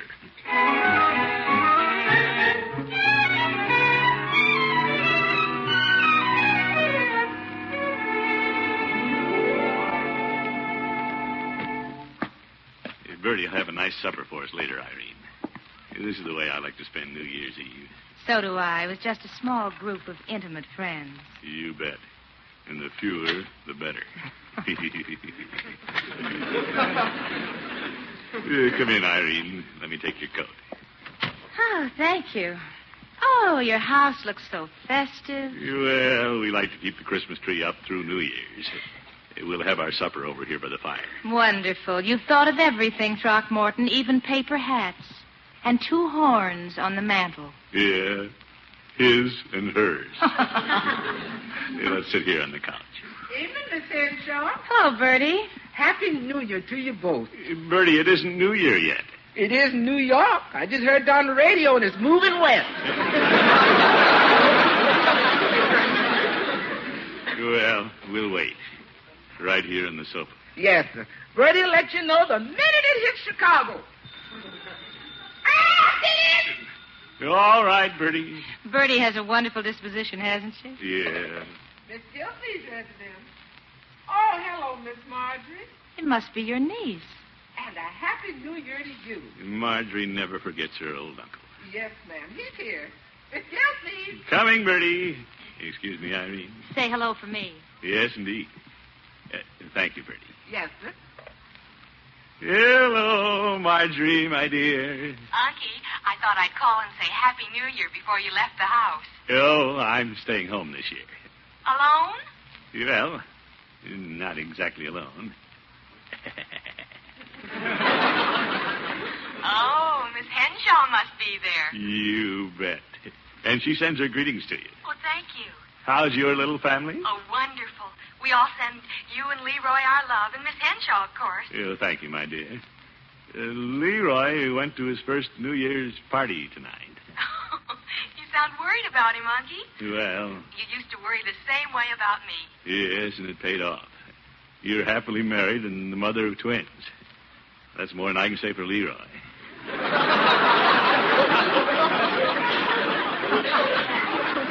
Well, I'll let you get back to your girl, and this is for you.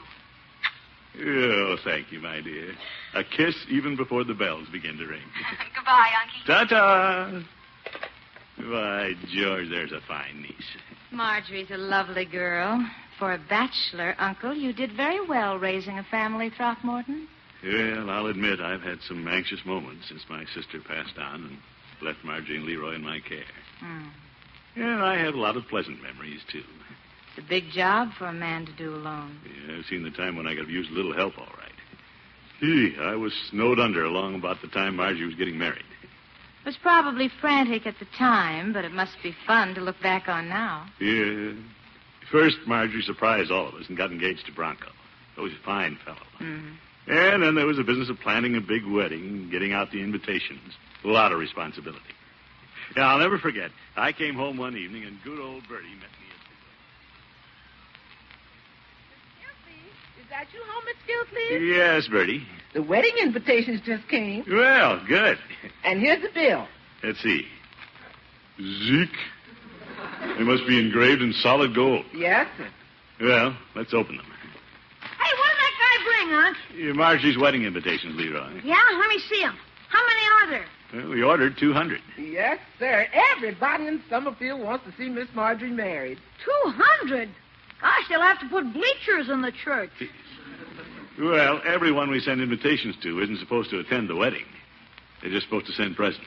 Mr. Gildersleeve's going to get his money back somehow. Bertie. What's going on, Unky? Oh, your wedding invitations just arrived, Marjorie. Oh, they did? Yeah. You're going to get married. I know, Leroy. Hey, why does the bride have to pay for everything? It's very simple, my boy. If the groom had to pay, he wouldn't have enough left to start housekeeping. I'm afraid this is just the beginning, Unky. Oh? Well, there'll have to be a cake and things for the reception and flowers for the church, an organist, a soloist, and we have to furnish dresses for the bridesmaids. I wonder if I can get a government loan for this project. Well, at least we won't have to buy you a wedding dress. Well, are you sure Mother's wedding dress is here? It must be. Well, Bertie and I searched the attic. If it's here, it must be in that old trunk of yours. Yeah, I guess so. Come on, Marjorie, let's go up and find it. Oh, that must be Bronco. I can't go now, Unky. Why not? Bring Bronco along. He can move the trunk. Uncle Mort, the groom can't see the bride's dress before the wedding. Oh, for corn's sake. The groom doesn't do anything. He doesn't pay for anything. He don't even have to look at anything. Leroy.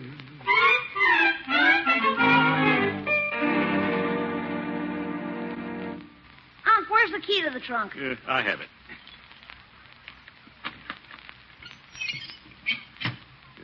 Hinge is pretty rusty. Hey, what's this tied with a blue ribbon? One of Marge's curls? No, it isn't quite the right color. I imagine it's yours. Mine? That's Sissy Curl?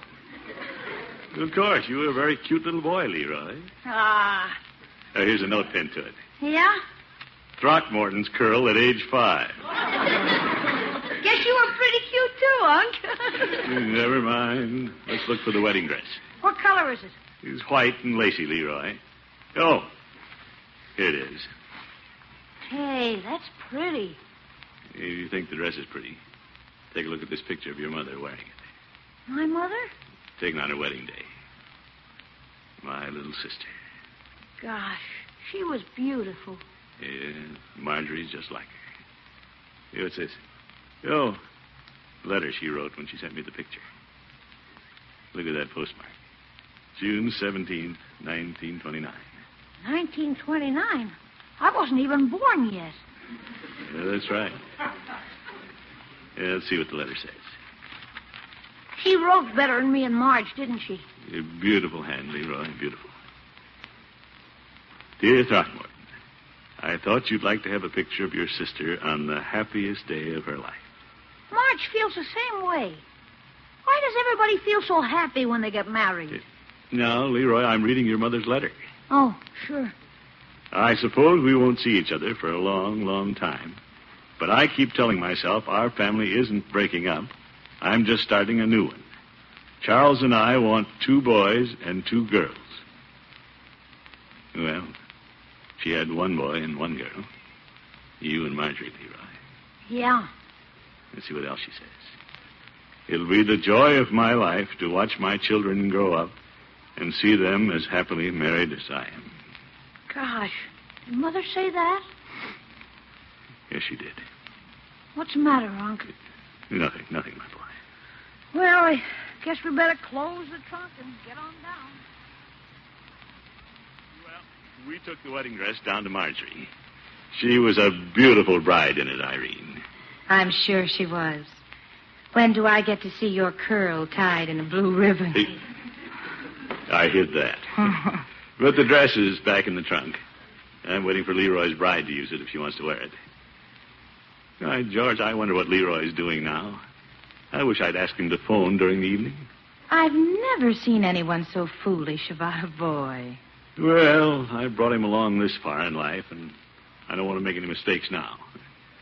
Staying out after midnight is something new for Leroy.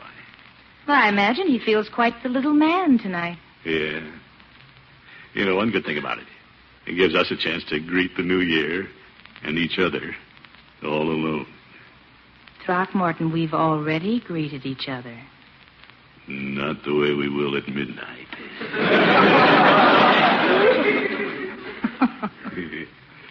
Irene?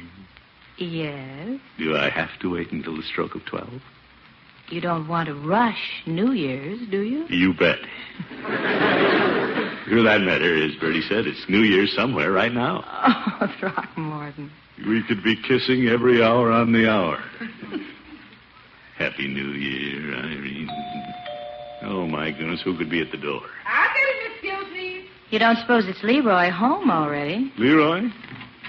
Good evening, Bertie. Oh, Mr. Peavy. Peavy? Oh, for... Happy New Year, Bertie. Happy New Year, and come in.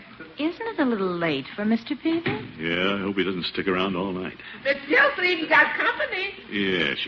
Come in, Peavy. Hello, Mr. Gildersleeve.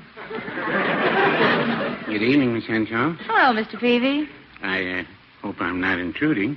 Not at all. Oh, no. I came by to wish you a Happy New Year. Thank you, Mr. Peavy. It's very nice of you, Peavy. I'd like to invite you to stay and see the old year out, but you can see all we have is 2 horns. No, that's all right. I brought my own.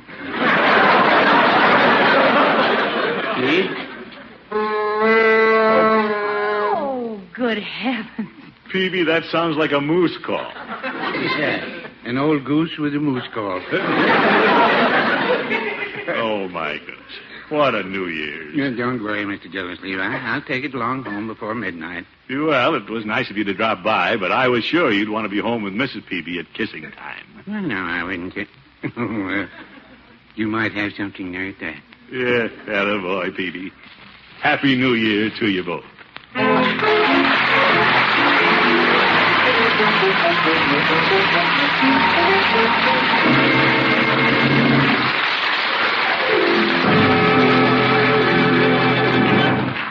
Gildersleeve will be back in just a minute. How long has it been since you've had some good, golden, natural Swiss cheese? Natural Swiss, that's the kind with the holes. Well, tomorrow, treat yourself to a package of Kraft Natural Swiss cheese. Natural Swiss that's sliced and sealed by Kraft in convenient packages. This is very special Swiss cheese with heart-of-the-cheese goodness all through it. In wheels of Natural Swiss, there's a difference between the cheese at the center or heart of the wheel and the cheese at the outside edges. The cheese at the center of the wheel has finer flavor and more tender texture. But Kraft Natural Swiss is special. Every bit of it has that wonderful heart-of-the-cheese goodness. Every bit of this Natural Swiss has perfect nut-sweet flavor and fine texture. Kraft Natural Swiss. Kraft slices this cheese and seals it for you in airtight packages. A half pound of this good cheese with the holes to the package. Get a package of Kraft Natural Swiss tomorrow. Make some Natural Swiss and rye bread sandwiches. Or have this cheese with crackers and your favorite cold drink. Enjoy it with fruit for dessert. Whichever way you serve it, you'll be delighted with this fine Natural Swiss with heart-of-the-cheese goodness all through. Kraft Natural Swiss cheese.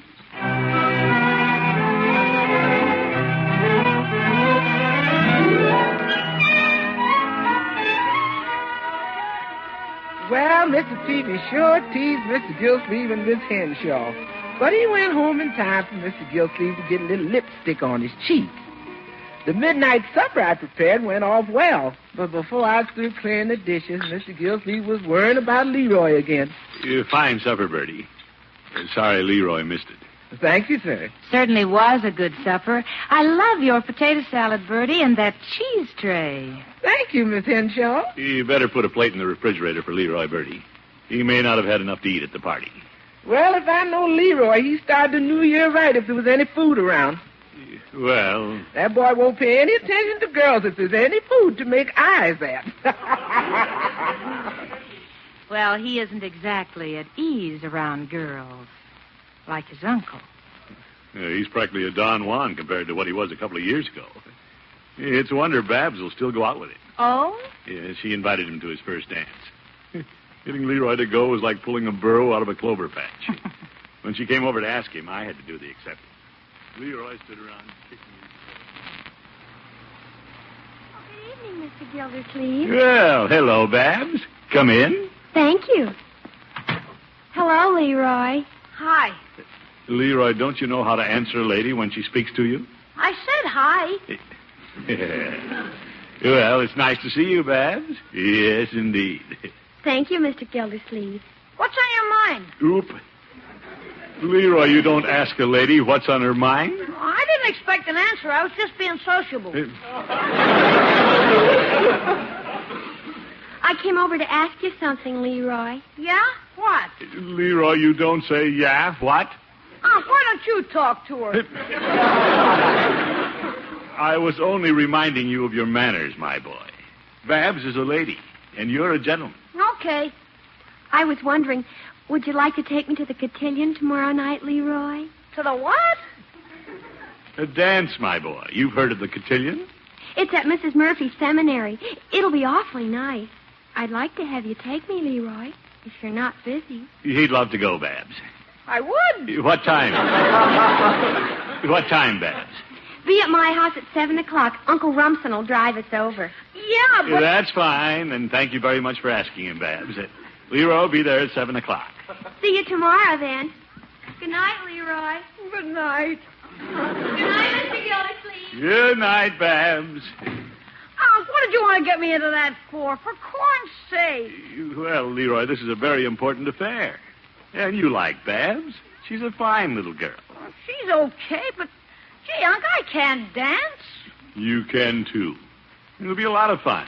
You wait. They'll have fruit punch and cookies, all you can eat. Yeah? You'll enjoy it. You can't dance while you're eating, can you? Certainly not. How long will it last? About 3 hours, from 8 till 11. Why? I wonder if I can keep eating that long. What a boy. Leroy, forget about food and concentrate on the social Irene, I practically had to push Leroy out the door on his first date. And tonight, years later, he's out with the same girl. Well, I have to take credit for that.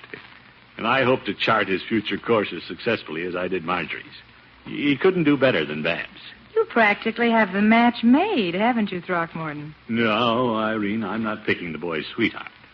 It just happens, fortunately, that Babs is the only girl he's ever taken an interest in. One morning when Marjorie was still living at home, Leroy came down to breakfast, and we saw he'd started to grow up.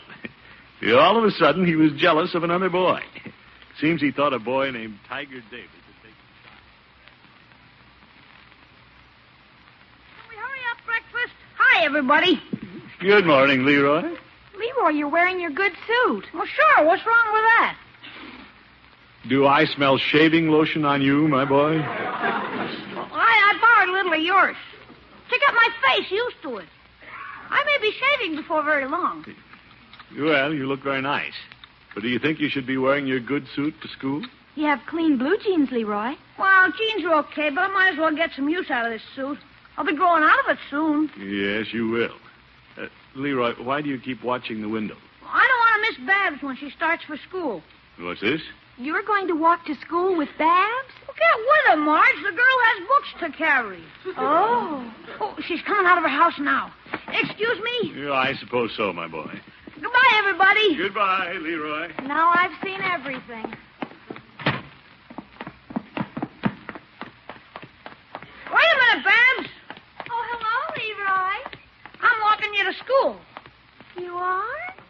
Here, give me your books. You really want to carry my books? Well, you can't carry your own books. The guy carries the books. Get with it. All right.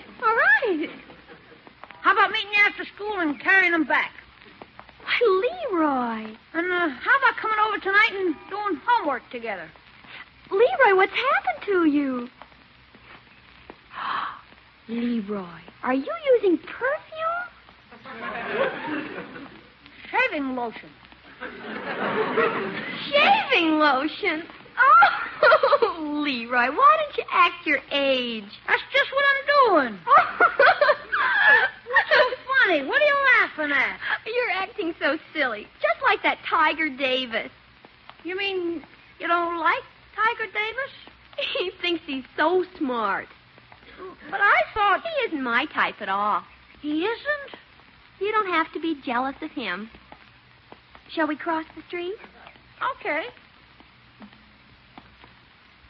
What are you stopping for? Leroy, boys old enough to use shaving lotion usually help girls across the street. What? Oh, yeah, sure. Let me take your hand. Thank you. It's okay. What kind of boys are your type, if Tiger isn't? I like boys who are, well, more natural. Like who? Well, right now, you're sort of natural. I don't feel natural.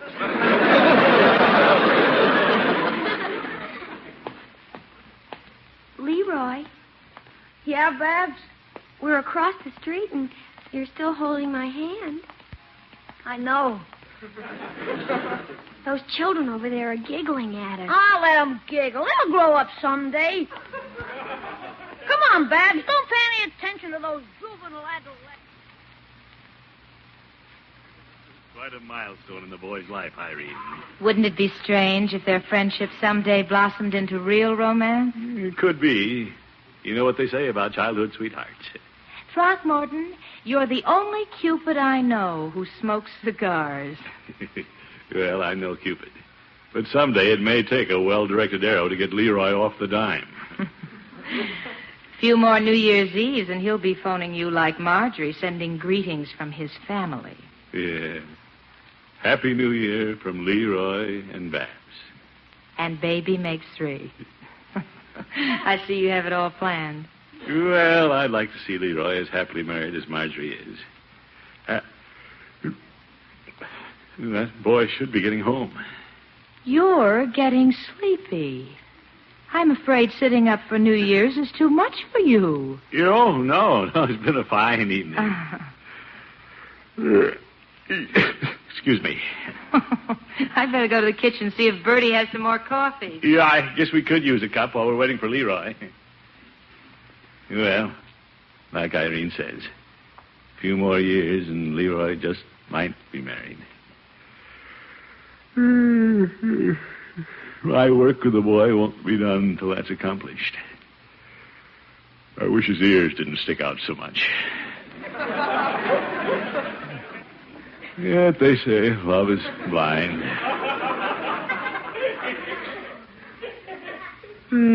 Someday Babs may say I do, if she can get Leroy to ask her.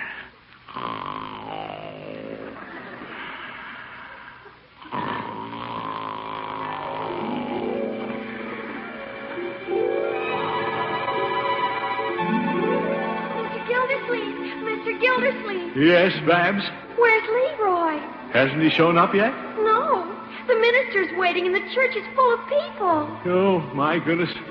I wonder if he got cold feet and lit out across country in Dickie's old car. What'll we do, Mr. Gildersleeve? What'll we do? Yeah, Babs, don't get nervous. Stop pulling the pedals off your corsage. Oh, wait till I get that boy home. You won't get him home, Mr. Gildersleeve.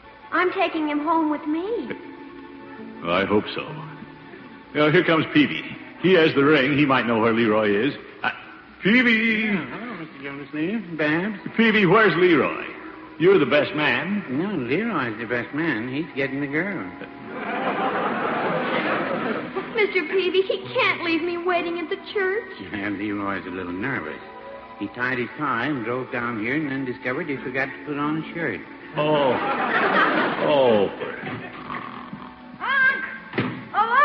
What's that? You, Wake up! Wake up! Wake up! Here I am! Oh, Leroy. Young man, you're late for your wedding. What wedding? I just got back from the party. Happy New Year! Party? New Year? Oh, yes.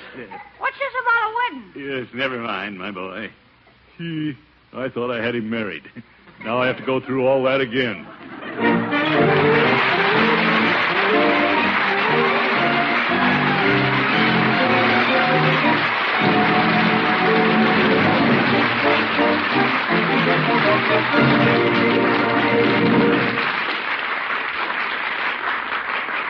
The Great Gildersleeve will be with us again in just 30 seconds. Take rye bread and natural Swiss cheese for sandwiches, add your favorite cold drink, and there's a snack. An old favorite snack with special goodness when you use Kraft natural Swiss cheese. This good golden cheese with the holes has heart of the cheese goodness in every bite. Kraft slices it and seals it airtight in half-pound packages. Get a package tomorrow. Enjoy this wonderful cheese with the special goodness, Kraft natural Swiss cheese.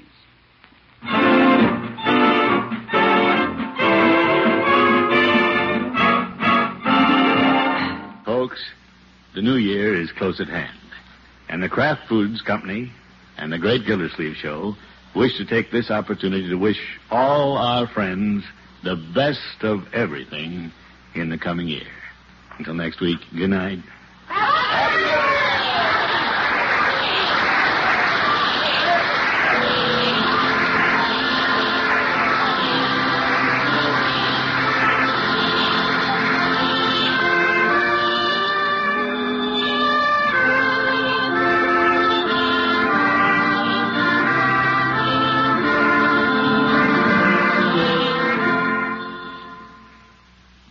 Now play You Bet Your Life with Groucho on the NBC Radio Network.